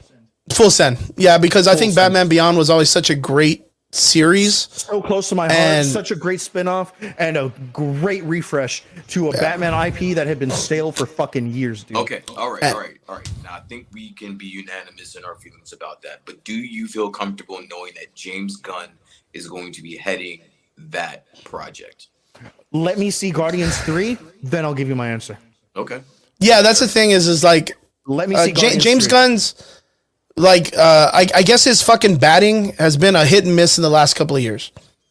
Like in the last couple of years. And I'm not saying he's But bad he's because still bat Guardian solid, 1, though. Guardian 2, fucking fantastic. Even the fucking Christmas special. It was The still Christmas good. dude, that was really good. Emotionally Yeah, good, like, family you know, good. like, Like yeah, you have to say that like even though yes he is hit and miss, he still hits way more than he misses though. Yeah. No, I'm not taking away from that. We did see what he did with Suicide Squad, and it was a interesting take, but there were some very underutilized things, and it was still all right. I'm not saying it was bad, but I'm saying it could have been a little bit better. His cinematography was on spot for that film. The story was the thing that was just a little bit wonky to me. Like where things were going, Harley Quinn taking out Starro. Like, come on, dude. Like Starro was like the first Come on, bro. Justice League fucking villain. Like the Ratcatcher. I mean, I get it, but like Starro is like a universal Justice League villain connected to Superman. He was the one And- who initiated the Justice League. Yeah, even with that, right now in the comic books, Batman practically has an adopted Starro child that he's trained to be one of the Bat League members. Like that's kind of cool, right, Brian? Like that that Batman's like, all right, Starro, I got a little version of you. Let me treat you to be a fucking Justice League member. And you're like, okay. I'm gonna Okay. completely destroy your psyche. So that you Yeah, fight dude. for justice. Batman's the fucking shit. Well, let me ask you guys this. Shout out to the guys in the comment section. Jeremy, nice to see you, my dude. He says, release the air cut. Release the air cut. Dude, and then Vince released the Snyder Cut. Vince is still release the Snyder cut to Netflix. Oh my god, you guys are gonna kill me, man. Shit is dead as a doornail. Fucking bro. Snyder cut, dude. I still am tripping balls that they got 158,000 fucking signatures to release it to Netflix. I'm like, stop. Just stop, dude. Fucking, you could just see people poking a dead horse, dude, in a field. Just 158,000 of them, dude. Just standing around one dead horse. Dude, you it's know done. You know what that is, bro? And like, it's the perfect meme for this. Is like, oh, Justice League is so mid. You know, riding the bike, stick the stick in it, fucking the wheel and shit, trip yourself. Why won't they release the Snyder Cut? No, You know what that's I fucking. never understood about the Snyder, like the Snyder universe fans, is like, Which where one? were you? Where were you guys when you had the fucking Snyderverse, bro? Dude, where were they when they did the Whedon release? That was my take. Where were they when they put Whedon in charge? Honestly, man, I really don't think that would have mattered any, because like at the time Whedon still had somewhat of a solid background. Yeah. You know, and so when they brought him on, they were like, okay, man, Age of Ultron wasn't the best, but it still made like 800 plus million. Fucking get us our number. Get us our number. So they do that. He produces the movie. It's complete shit. And then everyone's like, okay, but like, what about all the stuff that Zack Snyder had already filmed that you cut out, which was 85% of it? And But that was like the craziest redo ever. That's what that was. That was like the craziest, like, oh shit, I only got 20 minutes to turn in my essay. Let me just write some shit. I had something really, really well prepared, but I just got to cut it down shorter because my teacher's only accepting 130 fucking words in the 5-page essay I wrote. Yeah. And they were like, well, fuck it. Here's my 130 summary, my fucking cliff notes. Yeah. And then someone goes, man, I really wish I could read your entire fucking 5-page essay you wrote. And they're like, well, I'll give it to you in the lunchroom and you can read it. And you're not going to want to read that bitch at lunch. That movie was so bad. I'm sorry. 4-hour movie, man. You can't fuck it up. I tell people 4 hours of Superman fucking doing. You know what? As much shit. Oh, the Whedon one. You know what, dude? As much shit as like people will give the Snyder Cut. When I had that viewing party for the Snyder, I was dying, triggered. Dude, you might have been dying, but that shit shut your ass up. It like every so often, like you were like, "Well, what about this?" And then 2 minutes later, they answered that question. Yeah, dude, it was just like it was me being like, I'll be like, "Wait, why did that happen?" And then all of a sudden, Snyder's like, "Oh, look, this is why it happened." I'm like, "What the fuck, dude? Why does he keep answering my questions, dude?" I was like, "God damn it!" Your movie, dude, stop. Yeah, it was so wild, man. It was such a wild thing. It left. I mean, it's like I said before. Like you can't fuck up a 4-hour movie. There's no way, dude. There's no way you fuck up before. You can't fuck it up. Eels asks, well, what do you all think of Martian Manhunter entering the Justice League, and who do you think it'll be as a good actor to play him? Idris Elba. I'm like Idris Elba. I think he does everything well. Yeah, but he's already in the universe, right? He's already Fucking Denzel Washington. Oh, that's right. They put him in the Snyder. Oh, and Suicide Squad. Yeah. Oh, what a fucking shame. Yeah. Oh, good call. All right. Who else could play Martian Manhunter? I like the character. I like the character they had playing him in the Snyder Cut. I mean, Yeah, he wasn't too bad. Yeah, the general guy. Yeah, that guy was. I don't know the guy's name, but I've seen him in everything. I've seen him in multiple shit. But I don't mind him being it. And they got Martian Manhunter perfect in that. Yo, if not him, the guy that plays the butler in John Wick at the hotel. Okay. Which is the dad from Resident Evil's Netflix series. Oh, that guy's he name is plays such an elite, yes, real dude in a good suit, proper, like, dude, he could play Martian Manhunter awesomely, dude. Yep, I will 100% put my fucking stamp of approval and the reason why I would kind of go with him is because he's a little bit younger. I'm not saying a lot younger than the other guy. He's a little bit younger, kind of closer to what you would assume Superman and Batman would be, kind of around that same age range of all three of those guys. But I have a better question, because there's one person I would love to see in a Justice League movie, especially since they're talking about bringing the Green Lantern show. And I know we're fucking way off subject, but it's okay because I love the flow of this right now. What do you guys think of Guy Gardner and who do you guys think would play? Brian, are you familiar with Guy Gardner? He's the redheaded dude. That's the Green Lantern guy. Where's the best? I know what you're talking about, but I'm not familiar with any of his arcs or any stories. He's okay. The best way I could tell you is he's like a Conor McGregor of the Green Lantern. He's literally 100% just like a straight redheaded Irish dude that just likes to box it out. Okay. I think he is Irish too. Yeah, no, he is. Yeah, Guy Gardner's. Yeah, I think he is. And he has that attitude. And I'm like, who do you think would play him? I 100% believe the guy that plays the leprechaun dude in American Gods, which would. Yeah, which is the guy that played Master Chief in the fucking Halo series. Yeah. I think he would be a fucking phenomenal Guy Gardner, dude. 100%. I'll tell you, I always think of the most fucking weirdest people to play the weirdest parts, dude. Like, I don't even know why it pops off. Dude, Pablo Schreiber, yeah, I think he'd be 100%. And you know what? The guy who plays Adam Zoloff in the fucking Captain America movie, that little weird fucking German guy, the little small dude. Oh shit! Okay. I think he'd play a perfect middleplex or whatever. Mr. Middleplex, dude. Yeah. Yeah, that would be legit. Have you been keeping up with the new DC stuff? Which part? No, are you talking about the comics? No, not really. Yeah, dude, Mr. Mixopetalix got turned into a fucking zombie shit or vampire or whatever. Yeah, into a zombie, dude. Anyway, but Brian, look at Brian in the background. He's just like, God damn it, dude. Because you just can't, like, you can't. I don't even know how they do this shit anymore, man. The fact that you're getting so off topic, but like, that shit is like people are turning into vampires and zombies and shit. Like, no, Mr. Metaplex is a character that's like a fifth dimensional character. Yeah. So he's like the Beyonder. Consider him like the Beyonder. Okay. But he's more like an imp. Like, he's like a fucking, like a mean little motherfucker that like plays pranks and, well, he's not mean, but he's just like, he always wants to do shit that's fun. Yeah, he's mischievous. It's like Loki, but he's like very tiny. And they just turned his ass into a zombie. I guess where you're losing me is why are they?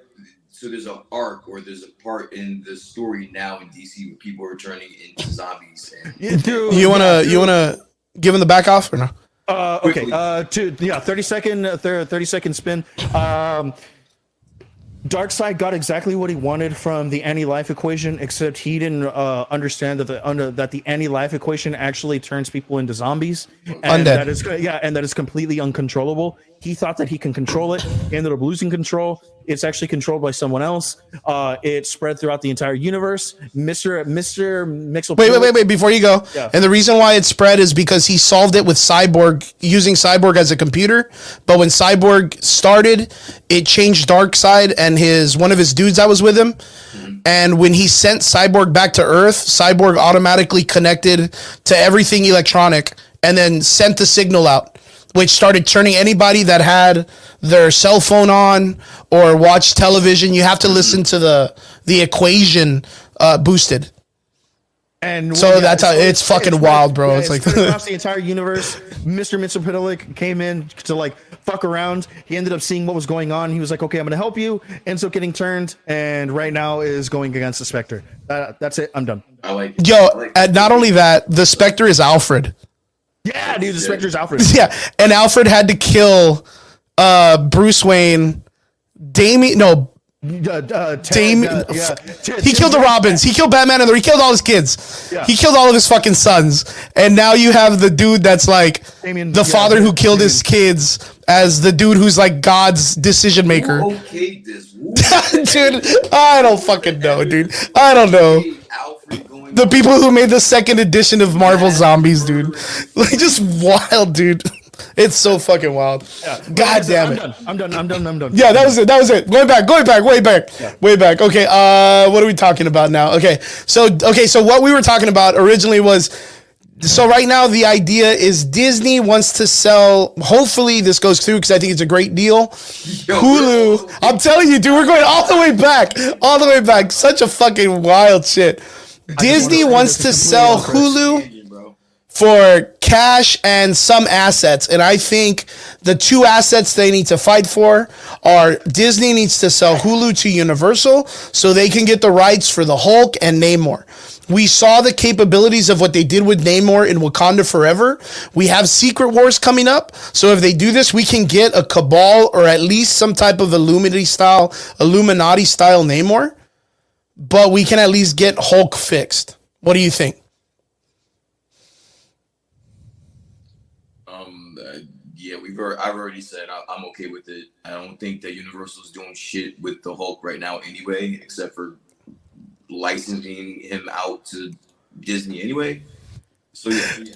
I know. Look at fucking Robert says, "Man, Brian's patience is just giving me impatience."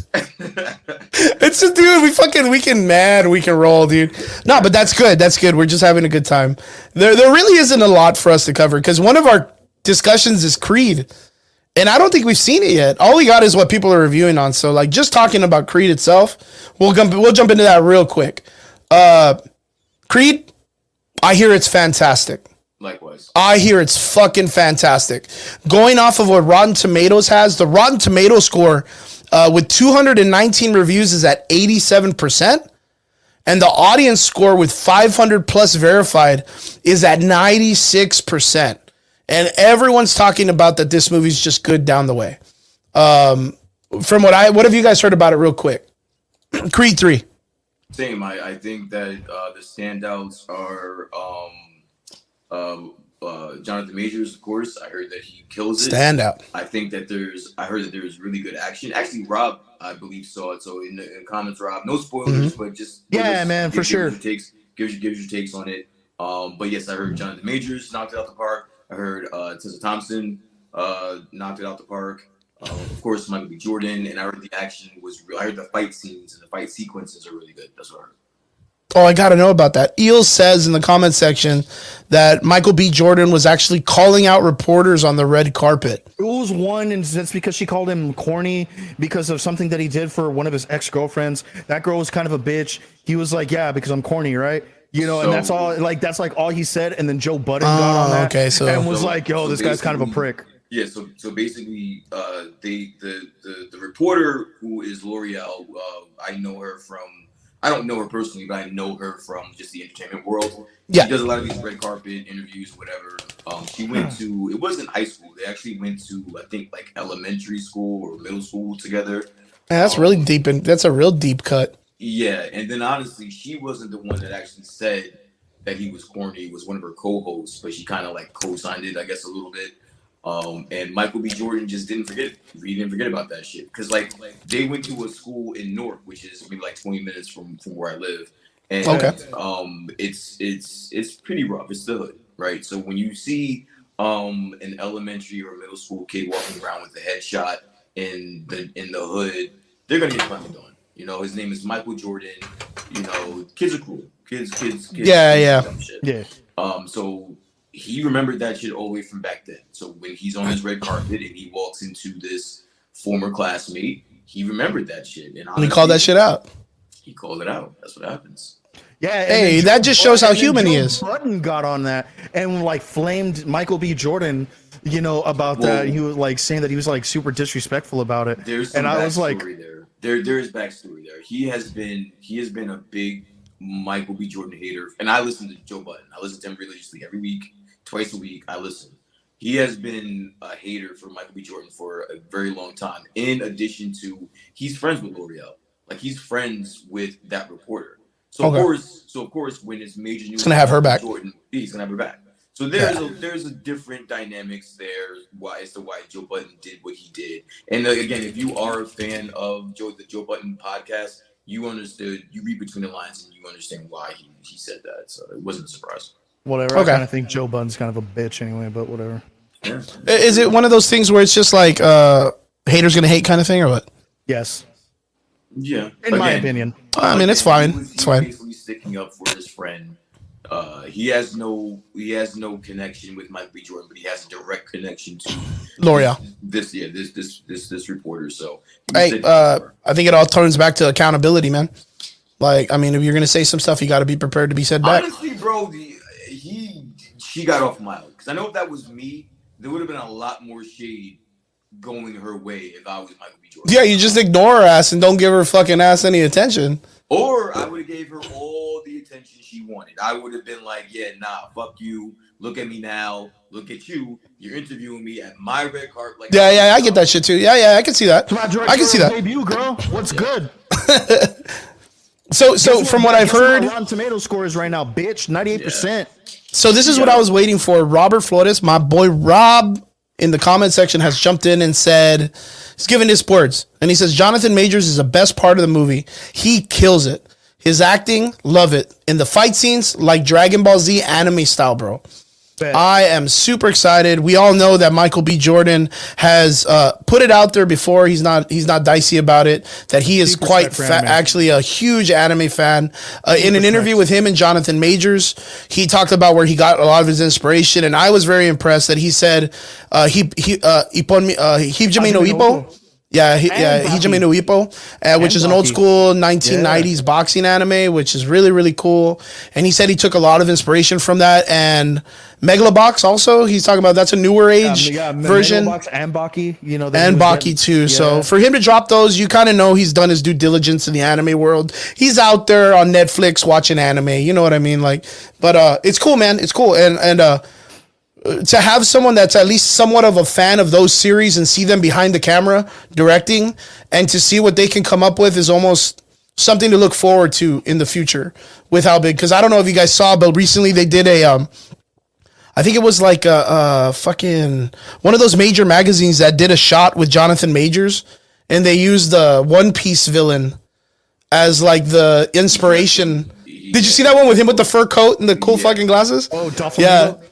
Yeah, and they chose a character from One Piece to make Jonathan Majors look like him. I think I was like, I think it was Vogue. I think it was Vogue. Like Vogue, right? It was a big magazine, and to know that they're getting inspiration from anime, that makes me so happy as an anime fan. Yeah. Like, because like when I was younger, that shit was not cool. Like people looked at you and they're like, "You watch that shit, man?" You're like, "You're a fucking teenager. Like, stop watching cartoons or whatever." And you're like, "You don't understand. Like, it's good. Like, there's fucking it's got skill behind it." So it's cool, man, that it's on the up and up. Same thing with comic books, man. Like, can't go wrong with it nowadays. It's such a beautiful time. But yeah, super excited. What do you guys? Are you guys gonna go watch Creed? What are you guys gonna do? Yeah, I'm gonna see it tomorrow. Okay, so you got your tickets for tomorrow? I didn't get them yet, but they're not sold out. I can definitely see it tomorrow. You heard it here first, boys. Guys, get out there, try your best, get tickets, go see Creed 3. We're gonna go check them out. Hopefully, we have a discussion about it next week. Next week. Onwards to the next ones, boys. It's finally time. We got him back. The man, the myth, the legend, the man that takes care of other people's babies. Mando is back with his baby. Mando season 3, The Mandalorian, is back on Disney Plus. We got our debut episode a couple of days ago. Guys, did you get to watch it? Of course. Nah, Brian, don't even start, man. I know you watched it. You're a huge fan. I know you, dog. I did get a chance to see it. I did. Tell me what you guys thought, man. I want to hear your impressions. Because, I mean, I'm not going to lie. I'm probably going to be the one that's a little bit more stickler about it, but I did enjoy the episode. But I want to hear what you guys had to say because, like I said... Man, this shit was mid, bro. It was mids, bro. Okay. Mids, I'll say it. It was mids. It was mids. Okay. And I hate the fact that I go online and I see everyone saying, "Oh, it's like Star Wars, the best thing on the planet." The best thing on the fucking it's better than the Q-tip and shit. This shit was mids, bro. Okay. It was mids. It was mids. So tell me what you thought because I'm gonna have Trigger. What about you? What did you think, man? Dude, I'm actually gonna kind of agree with you both, dude.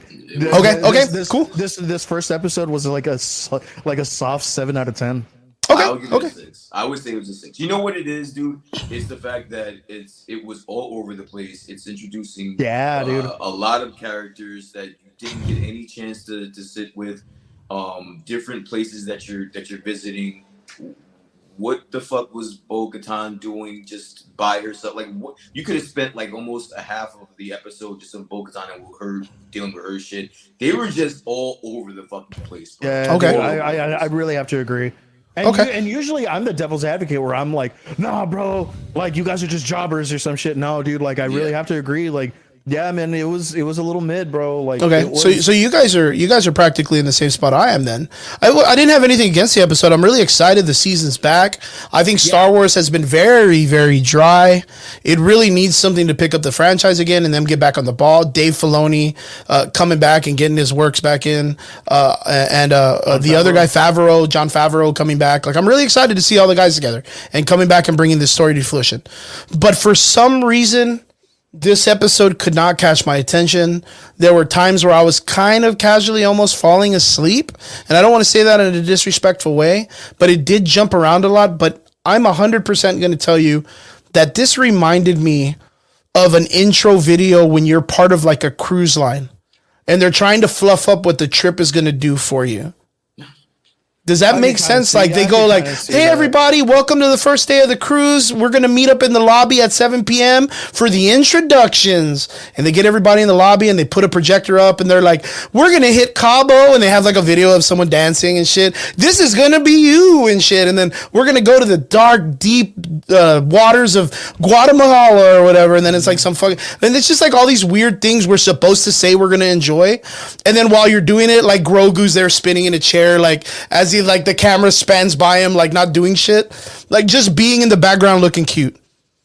And I was kind of like, oh, what am I supposed to be feeling in this first episode, guys? Like, what are you keeping me here with? But they're not even giving you a chance to digest anything. To digest it. Yeah, I didn't get a chance to digest it. They're basically just, again, they're all over the place. I would have liked for them to, it's the first episode. You don't have to cram so much shit into one episode, dude. You could have given me that entire episode with the whole multiple Mandos and the christening and all that shit. You could have spent more time. They could have even cut that whole first part with the Mandalorians fighting a giant alligator for no reason. They could have just cut that shit out and put that to other stuff. I like that. You could. I mean, it was cool, but like, Like, it was just them. He gets there in the badass little Star Cruiser, which I love his fucking ship. I'm not going to fucking deny that that's not badass. But, like, when he gets there, the chick's like, okay, cool. What are you doing here, man? You're not one of us. Get out of here. Go bathe in the waters of Lake Minnetonka or whatever. Like, you know, yo, what's up, Trey? Good to see you, my dude. You know what I mean? And then he fucking gets to like the resort of Lake Minnetonka and Bo-Katan, the chick that's supposed to be in charge of it's like, I don't care, man. Go fucking bathe in the water. I don't give a shit, man. That don't matter. It's just bath water, bro. The episode wasn't that bad. It's still mids, but the one thing that I did, and again, they just glossed over it. They glossed over the fact, and I think what I've heard is that that Bo-Katan actually does get expanded in this next. They have to. Oh, they have to. It really felt like it. Yeah, they have to. I heard this next episode is gonna be. You gotta watch it. Like I heard, it's okay. Good shit. Good shit. Yeah, because they have to. Like this first episode, like it was cool that they kind of brought it all to fruition, but it's like. Yeah, like you said, like Bo-Katan like wasn't doing shit. Like, why am I gonna care about this chick who's just moping in a throne? Why does Mando have the saber, bro? What the fuck is the point of him having the saber, bro? I think it's just the fact that like what's good is like, okay, so you have two different factions of the Mandalorian culture, and I was talking this earlier with Christella. Actually, we went to go eat, and she was like, because she saw the episode, and she was like, well, I mean, Bo-Katan didn't even make the waters important. And I was like, but yeah, the Forger did. The Forger's like, dude, those waters, sacred, bro. Like, they're the craziest thing. Like, no one walks on them. You got to have your fucking pedicure. You got to be 5'7". Like, no one walks on those waters. And then he goes to Bo-Katan, which is the actual, like, queen of the Mandalorians by bloodline. And she's like, oh, are you talking about the public pool we all go barbecue on Sunday at? Yeah, go ahead. I don't give a fuck. Yeah, like, dude, fuck those waters. She really made it seem like, dude. She made it seem like shit. She was like that place was like a pond. That was like the lake at Tres Largos that people just go and barbecue on Sundays. And Tres Largos is like a neighborhood here, dude. Like, she made it seem like it was like jack shit important. She's going to get that dark saber by the end of this show. She has to. And the only way she doesn't, and I'll fucking tell you right now, the only way she doesn't is if she gets killed. Or if she takes the knee to Mando. Because the thing is my guess, just me liking stories, not even from what they gave me in the first episode, is he's going to try to mend the two cultures together. Where it has that original culture of respecting the waters, being a traditional Mando, because all of those people are orphans, taking on the Mando traditions. And then you have Bo-Katan that are the actual bloodline of the Mandalorian culture, and they don't respect it. Well, you know what I mean? So I actually did a little bit of research, right? Because like I was like, okay, what the fuck is this like this sect that they're talking about? This like Children of the Watch, and I was like, okay, cool. Like I'm gonna do my due diligence, and I'm really gonna look this up because you know what, like. As somebody who truly enjoys the Star Wars franchise, let me give it its due and like let's see what's up. So the Children of the Watch that she's talking about, Bo-Katan is talking about, are the people, the religious zealots who refused to let go of the ancient traditions of the Mandalore when it was still called Mandalore.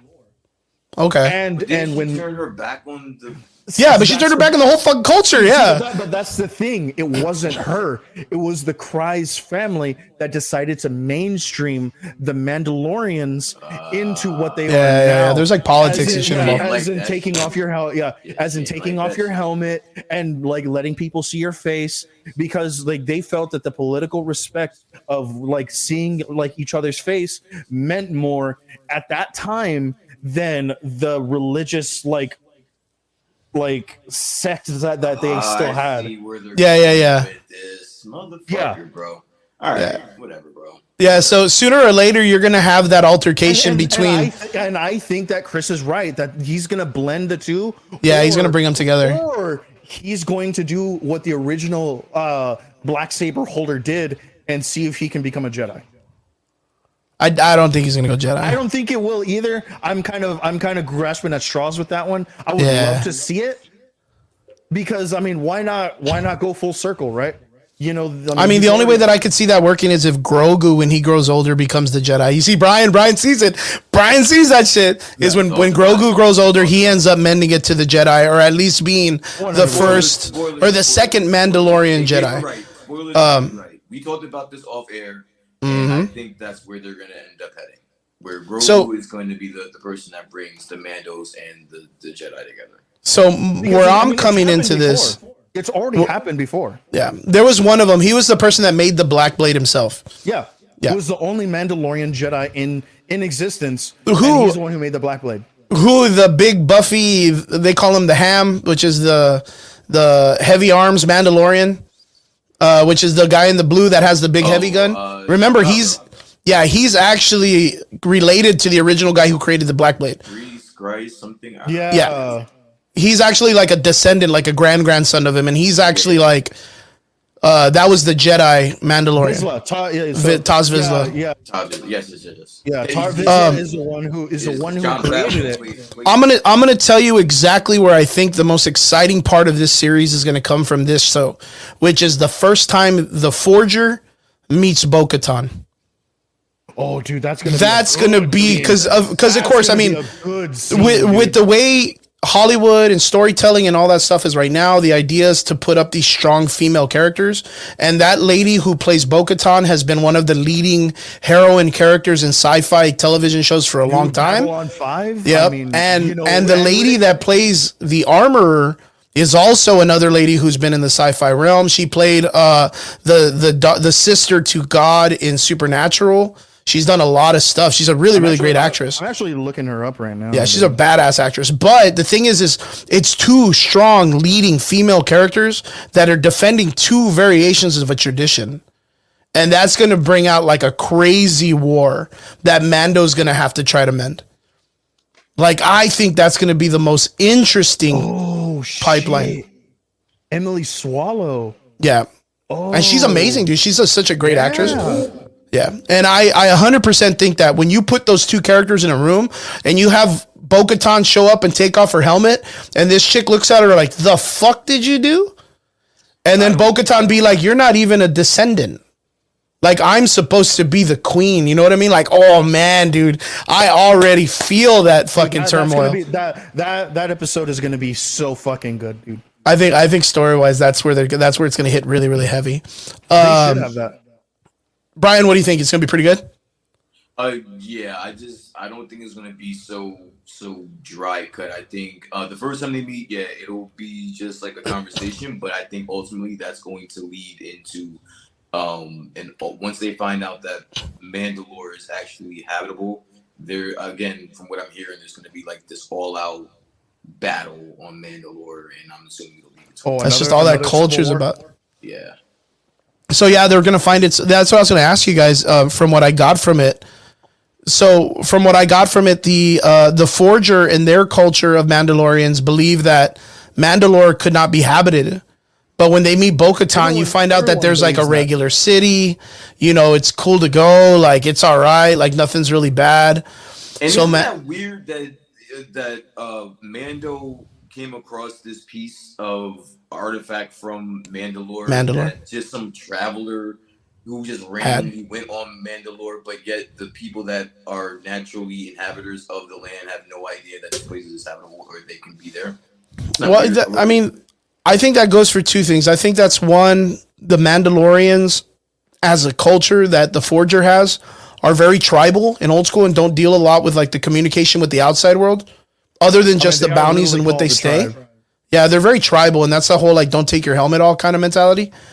But that also goes with the aspect of how disconnected they are from the culture itself and from the actual line of Mandalorians. But yet you're telling me if I take off my helmet, you're gonna fucking banish me? That's dude, I know. How do you tell the dude with the black blade that he's the one fucking up when he can make the rules now? Honestly, what really chaps my ass is the fact that he doesn't just I like that. Like just doesn't turn it on, just womp. Right there, guys. Remember that hashtag chap my ass. Chap my ass. If I'm Din Djarin, bro, I'm never telling. I mean, she asked me if I ever took my helmet off. No. I'd be like, what are you talking about, man? Shit. You took your helmet off. You're like, yeah, I took it off because I was looking at the waters of Mandalore. Yeah. And they're like, what? Like, yeah, what do you mean Mandalore? Yeah, I was there last week, man. I got a cottage and shit. Yeah, I got a whole fucking lake house, we're dude. all going back to Mandalore because I fucking said we are. Yeah, everybody take your helmet off right now and cheer. Yeah, like what the fuck, dude? Destroy the whole tradition in 5 seconds and stuff. And Grogu's the next king. Fuck all y'all. My boy. Yeah. Shap my ass. Hashtag shap my ass. That's awesome. Now I have to ask, I have to attend. Brian's gonna despise me for this, but I have to address the elephant in the room when it comes to the Mando show. How do you like the way that they handled the Gina Carano situation? They overhear what they did. Instead of not mentioning her and just like not saying anything, they actually pretty much said, "Oh, dude, she's got a beach house, she's got a lake house, and she's doing really good. Special services." No, they were like, "Bro, what are you talking about? She got recruited to the special forces." Well, the thing is she's running missions right now. This is what I was telling Brian is that they canned her. We know they fired Gina Carano, and there was a lot of controversy surrounding that situation. And Brian made a good comment about this off camera, which was like, "Dude, why even address it? Like, why even talk about it?" But instead, they blew her up like, "Oh, dude, yeah, well, she's like fucking doing awesome now. She's doing exactly what she wanted and more. Be proud of her. Be happy for her." Like, how do you feel on how they handled the situation? The only thing is, I don't think that it added to the story. It didn't add to the storyline. It didn't add to anything. So why even bring it up? Like, I get it. Yes, now you need a sheriff or you need somebody to look after the land or whatever the fuck. And your old, the person that was doing it before is no longer there. But it didn't add to the story. So I'm just curious as to why they would bring it up. Other than the fact that, I know that Jon Favreau, who directed and wrote this episode, is a friend of Gina Carano. So yeah, he just wanted to give her a nod. I understood that, but personally, I didn't necessarily feel like that had to be in this episode or anywhere actually. Jigs, I know you're fucking eating some dog food, or I don't know what the fuck you're eating, but what are you eating, dude? Chili, dude. Nice. Where's it from? Jason's Deli. Trash. Okay, so going on. Trash, dude. All right, Jigs, what about you, man? What do you feel about that? How they handled that situation? I kind of agree with Brian a little bit. Like it was one of those things where like it didn't do anything for the story outside of the fact that they needed a marshal, right? A sheriff or whatever. Yeah, but like it was one of those things where it was super throwaway. And I think that's exactly what John's like intention was to like give her the nod, keep with the story, and move on. That's it. Like give her hey, she got recruited. She's doing something else. She's out of the hat. Thank you. We need a new marshal. What about you? That's it. Okay, I can see that. That's a good call. Now let me ask you guys this: on the same, like off of the same step of that story or that plot, do you think this is left open-ended that maybe later on in a season finale, big battle, Gina Carano shows up for a cameo and does some shit? If so, that will be the best kept secret in Hollywood. I mean, I don't see that being a negative or a positive. I see it more like a positive. That's like people letting bygones be bygones kind of shit or whatever. 100%. But I think it would be an interesting take if they were to do it. But what do you guys think about that? I agree. Bygones be bygones. What do you think? I don't care. I like the character. I'm not necessarily a fan of Gina Carano, but I do like the character. I wouldn't mind her coming back. I think that would be as long as she is contributing to the story where we are right now. I don't mind it at all. Yeah, I think to me it's one of those things like as a person in Hollywood or like actors and stuff, I think it's very important to kind of just like, hey, dude, like if you're not in those realms of those things, like maybe it's best to just have your PR team control that a little bit, or at least be in charge of that. James Gunn can come back and take control of fucking. Yeah, like why not this chick? Yeah, I'm in the same boat. I'm kind of like, you know what, like I didn't feel the necessity, and I do understand why they tried to make it a positive set. Because they know that there's some people out there that side with Gina Carano in this situation. But I feel like it's kind of open ended. Like there's a possibility later on, everyone's kind of flying down to help Mando in a big battle scene, and then you see like Gina Carano in a spaceship, and she just kind of gives like a nod and comes down like on a rappel, or just like a flyby maybe, or like someone says, "Oh, Cara Dune sent a care package," and then he gets like some special weapon or some large tank, and they don't even have to put her in it. That is just that she just. To be honest with you, I mean, you have a good thing going. I don't know if you want to necessarily go out of your way to ruffle anyone. To do that, yeah. Honestly, yeah. Like this show is doing fine without her. Only if you feel like you absolutely have to have this character in this show should you do that. If you feel like you're good without her, I would just leave it alone. Yeah, I wouldn't. Good call. So, guys, what do you think? Debut episode of The Mandalorian, for it or against it? Too early to tell? It's a 6. And I don't, you know what? I'm only gonna say that it's mids because I'm expecting it to kick up. And I don't want to give this like an 8 or a 9 and then have an episode that's really blown it out. Yeah. To be compared to this episode. It's a 6. Yeah, I'm kind of in the same boat. I'm gonna reserve my rating. I'm just gonna reserve my rating. I think this was just a casual little intro. I'm just happy to see that Star Wars is making a return back to making content again. I think we've been pretty dry, especially with Star Wars and anything nerd. Marvel's been kind of slow. They released Quantumania, but there's not like a lot of stuff out there. But seeing Star Wars back in the cusp of it's really, really well. I'm gonna reserve it for next week. I don't want to suffer from the curse of early ranting and then the next episode do good or bad. So Triggs, what about you? Soft 7. Soft 7. Okay. Makes sense. Guys, get out there. Try to see The Mandalorian. It's on Disney Plus. Debuted this week. Go check it out. It's Mando. You can't go wrong with Star Wars and Mandalorian. All right, boys. Onwards to the last and final subject we're going to be discussing, which is right into your realms. We got the latest episode. Not the last. So I think we have 2 more. Episode 7, The Last of Us. The infamous DLC episode, the mall episode, the Ellie and the apparent girlfriend episode. How do you guys feel this episode went? Your positives, your minuses, your cons, your pros.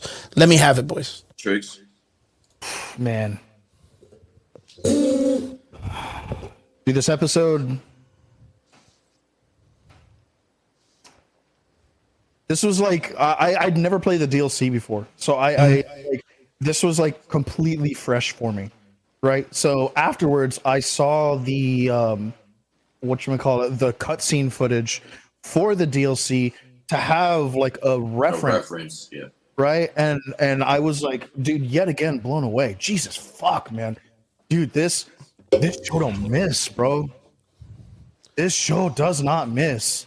Yeah, that's really good details. I think they're nailing the little details, like even the masks that they put on in the Halloween store are identical. And the locations that they're going to, man. Fuck. Yeah, this show don't miss. They're nailing in that as someone that appreciates the game.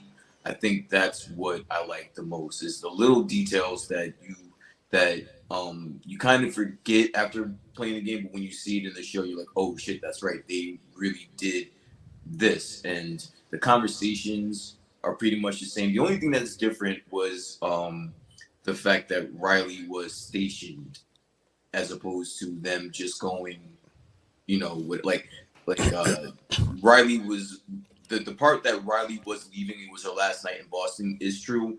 But like her building like the pipe bombs and like that's a little bit new. So I appreciate that as well. But everything else is by the book how it went in the game, and I appreciate that. They knocked the next episode out the park. I gotta acknowledge Vince says though for him it was a 6.5 out of 10. I like so that. He's saying it's kind of mid. For me it was a good episode. Someone who wasn't really like I didn't play the game too much. I'm not really into those type of games. So I wasn't really I'm not going to go off and claim I'm some kind of fan or that I know the shit or whatever. I do know the story pretty well, but again, I didn't play the game, but I do know my video game history. And I know that the DLC for this game revolutionized the game completely into the story because it elaborated on Ellie's sexual orientation and it was very open about it. It was very direct, and it was not scared to hold back. And apparently, when the DLC dropped, a lot of people were kind of like, "Well, I don't want to see it because it's quote gay or whatever." And then they played it, and they were like, "Wow, that was fucking awesome. That was beautiful." Honestly, it was one of the better parts of the game. Yeah, from what I heard, is it really, really built the story up. Really built the story up. For me, in this episode, I thought it was really good. I thought so you could tell me if maybe I'm a little bit wrong about this, but you guys could tell me if you feel the same vibe. I think the taking it from video game to movie, the translation was a little bit off in this episode because of how lax they were in the mall, knowing that it's that big that you wouldn't have at least done your work to make sure she cleared, because the girlfriend, I forget her name. What was the girl's name? Riley. She was living in the mall. Yeah. And you would associate the idea that if she's living there, she would have at least she would have done her work. These people are smart kids. Yeah. To at least check the stores and all that stuff. And from where the episode puts that zombie is it's just sitting in a store, like on the side of the wall. Like, it's a little bit too on the nose for me, where I'm kind of like, nah, these kids are smart. Like, they're evading the police. They know the schedule of the cops. They're out there making pipe bombs. They're going through buildings. They know the area and the location. This isn't someone who's just going to be like, all right, cool. Like, let me turn the lights on, do this shit, and not check every store for at least the generic idea of what's in front of me, not behind closed doors. Yeah, because I would have expected it to be like that zombie be behind a door that is not checked to see if it's locked, and it's push and then it gets out, not just sitting like in an open room in an open building without anything guarding it. Does that make sense? It makes sense, because in the game, again, it's just them kind of like running away to this abandoned mall and just having like the time of their lives. Like, yes, they're going to these stores for the first time together, just experiencing these things together. And in the show, she planned it out. She's staying there. She's stationed there. So that I do see the difference there. And I've actually seen people bring that up as like, dude, you're stationed here, and if you didn't notice that, how come the other Fireflies that put you stationed here? Yeah, they're about to station you somewhere as a person that's smart or some shit. They haven't cleared the area, but they're stationing you there. Like, that's a little weird. I do see where you're coming from. Yeah, to me, that was the only thing continuity-wise that I was kind of like, eh. And I thought it was kind of weird but funny, where like you would associate the idea of hiding in a horror store, like during this time of like trauma. That's like Halloween, dude. Dude, I was like, I would not want to be anywhere of horror in a zombie apocalypse. I'd be like, nah, fuck that. I'm tired of this shit. Take me to the Hello Kitty store. On the nose? It's a little on the nose, dude. But then again, I could see the comedy behind it, the little like, you know, the Strickler comedy, or the really like morbid comedy behind it. Well, like, you know, of, man, you know, and kind of like spoiler-ish, you know, after everything happens and, you know, they get bitten and stuff like that, there's also like the big parallel between Riley and Ellie, how they deal with it.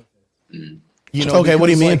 Well, because you have Riley who's stone cold, right? She's just like, yep, this just happened. And then you have Ellie who's losing her fucking mind, dude. Well, yeah, because she's a little bit younger and a little bit more conservative. From what it looks like, a little bit more but like in the after show, they're not talking about her being like that. It's the parallel comes from Riley in her head is like, I'm gonna enjoy what I have left with Ellie. Oh, okay. So and Ellie doesn't know how to process it. Yeah, she's freaking out. Yeah, she's like, oh my god, like we're gonna die. She's a little psychopath, dude. Yeah, and then, well, I mean, dude, you just got bit by a fucking zombie, dude. You're gonna get turned in the next couple of hours. Like, I keep telling people, man, Ellie's a little psychopath, man. Like the way she like. In the first couple episodes when she's like killing people and she's like got her knife on that one zombie and she's cutting his face all weird and shit. I'm like, man, this chick's a little psycho, man. She's a little off her rocker a little bit. Dude, honestly, man, if I was Joe, I would have been like, do it. Emperor Palpatine and shit. The Victoria's Secret. Vince says the Victoria's Secret scene. Dude, that was. I thought that was kind of funny. That was funny. I'm not gonna lie, it was a little bit tacky, but I thought it was super funny. Nah, but it's funny. Honestly, It's just that was a little bit of a woke moment where they were saying, or when Ellie noticed that the Victoria's Secret store was ransacked, but the soap, the Bath and Body place where people needed soap, necessities, right? Nobody wanted to take that shit. No one even took that shit. Everybody's like, look, they stole the sneakers, but not the soap. That was a great moment. They were like, these people were just so fascinated by shit that didn't matter at the end of the day. Yeah, it's like a different. It's like a different fucking store. What would it like a different observation of what important in life is? Exactly. Like when you take those kind of things away from people on the sense of importance and value. Yeah. You know what I mean? Like I can see that. I have also saw the narrative, which was interesting to me, about how this show, although it's great, is kind of failing in the realm of explaining just how dangerous this world is. Yeah, it's a little bit too lax on that. They're giving you these love stories and this human aspect of it, and they're not giving you enough of the zombies and all that shit. Yeah. Exactly. So that's a good point, because that's kind of, to me, what kind of ruined The Walking Dead after a while, is that from the very beginning, it was like the zombies were scary, and then it went to the humans were scary. But then it stayed and it never collaborated until the Whispers season, when it implemented that humans were amongst the zombies and using them as tools and things. But it never brought that full circle to be like, well, what happens when you get 1 million zombies together? Yeah. Like, what the fuck are you going to do now? Right now, the only thing is, like you said, I think it's a perfect way to put it. The only thing we've got as gravitas of the zombies has been the last episode when they're in the sniper alley. Even more than when the girl died in that weird museum. Like, I still feel the sniper situation needs to be more pushed on. I think that's great. But overall, I think it's a good episode. I think the next episode is supposed to be really, really wild. I heard the original voice actor for Joel is going to be in it from the video game. Yeah, Troy Baker is the number 2 for like the big bad for this. So what should we be looking for the next episode? Because through and through, I'm not going to lie, like I know of the DLC episode, but I don't know what really happens after this. Okay. So can you guys give me like a heads up on what we should be looking for? Don't spoil it. Yeah, not like a spoiler, but what should we be looking for? This next section of the story is probably the best part of the game for me personally. Oh, nice. It's probably the best part. So it just gets wild, and this is in the game where it's solely on Ellie. Ellie is on her own. She has to defend her for her own, and she's the one that's in charge here. So she has to do what Joel's been teaching her. She has to like man up. So let me kind of elaborate a little bit more on just a little bit. We got like 2 minutes, man. Yeah. Okay, so when he was like, yeah, she's fending for herself. Let me kind of elaborate on that. This is where Ellie comes into her own. This is where the culmination of everything that Joel has tried to teach her is now coming into the front. Either you do this and you survive, or you die and I die along with you. Afterwards, this is also the season finale. So there's going to be something else where Joel is going to be fine, and Joel is going to be faced with a decision. Okay, very cool, very cool. That's good shit, man. Can't wait. I think I am so proud that you guys got your nod in from the directors and the creators of this, that they respected the fans enough and really gave you guys a treat. I'm going to say a treat, because not only has it been a treat for you guys to experience this and play the game and live through it and see it all come to fruition, but us as people that are normies can appreciate it at 100% almost from what the game offered, and can appreciate all the masterpiece that you guys got to experience as a game players. I appreciate it. I 100% appreciate this. So guys, straight up 10 out of 10, 7 out of 7. What do you guys think of this episode? This episode's a 9. Nice. Yeah, I'm gonna stick with Brian. Yeah, I'll be the devil's advocate. I'll say it's gonna be like an 8, like a mid 8. But straight up, Eels is like, just play the damn game, Chris. Nah, it's too late in my life, man. I'm gonna stick to Arma. Well, boys, I gotta say This has been a fantastic episode. I had a great time. I enjoy these talks. I look forward to them every Friday. People in the comment section, I appreciate every one of you for tuning in, and I appreciate every one of you, even if it's something you didn't like what we said. I know one person came in today, kind of spoke his mind, and it's okay. We just appreciate you guys watching and coming in and talking. Hopefully we get you to chat a little bit more with us next time. But I have to say, I enjoyed our conversation today.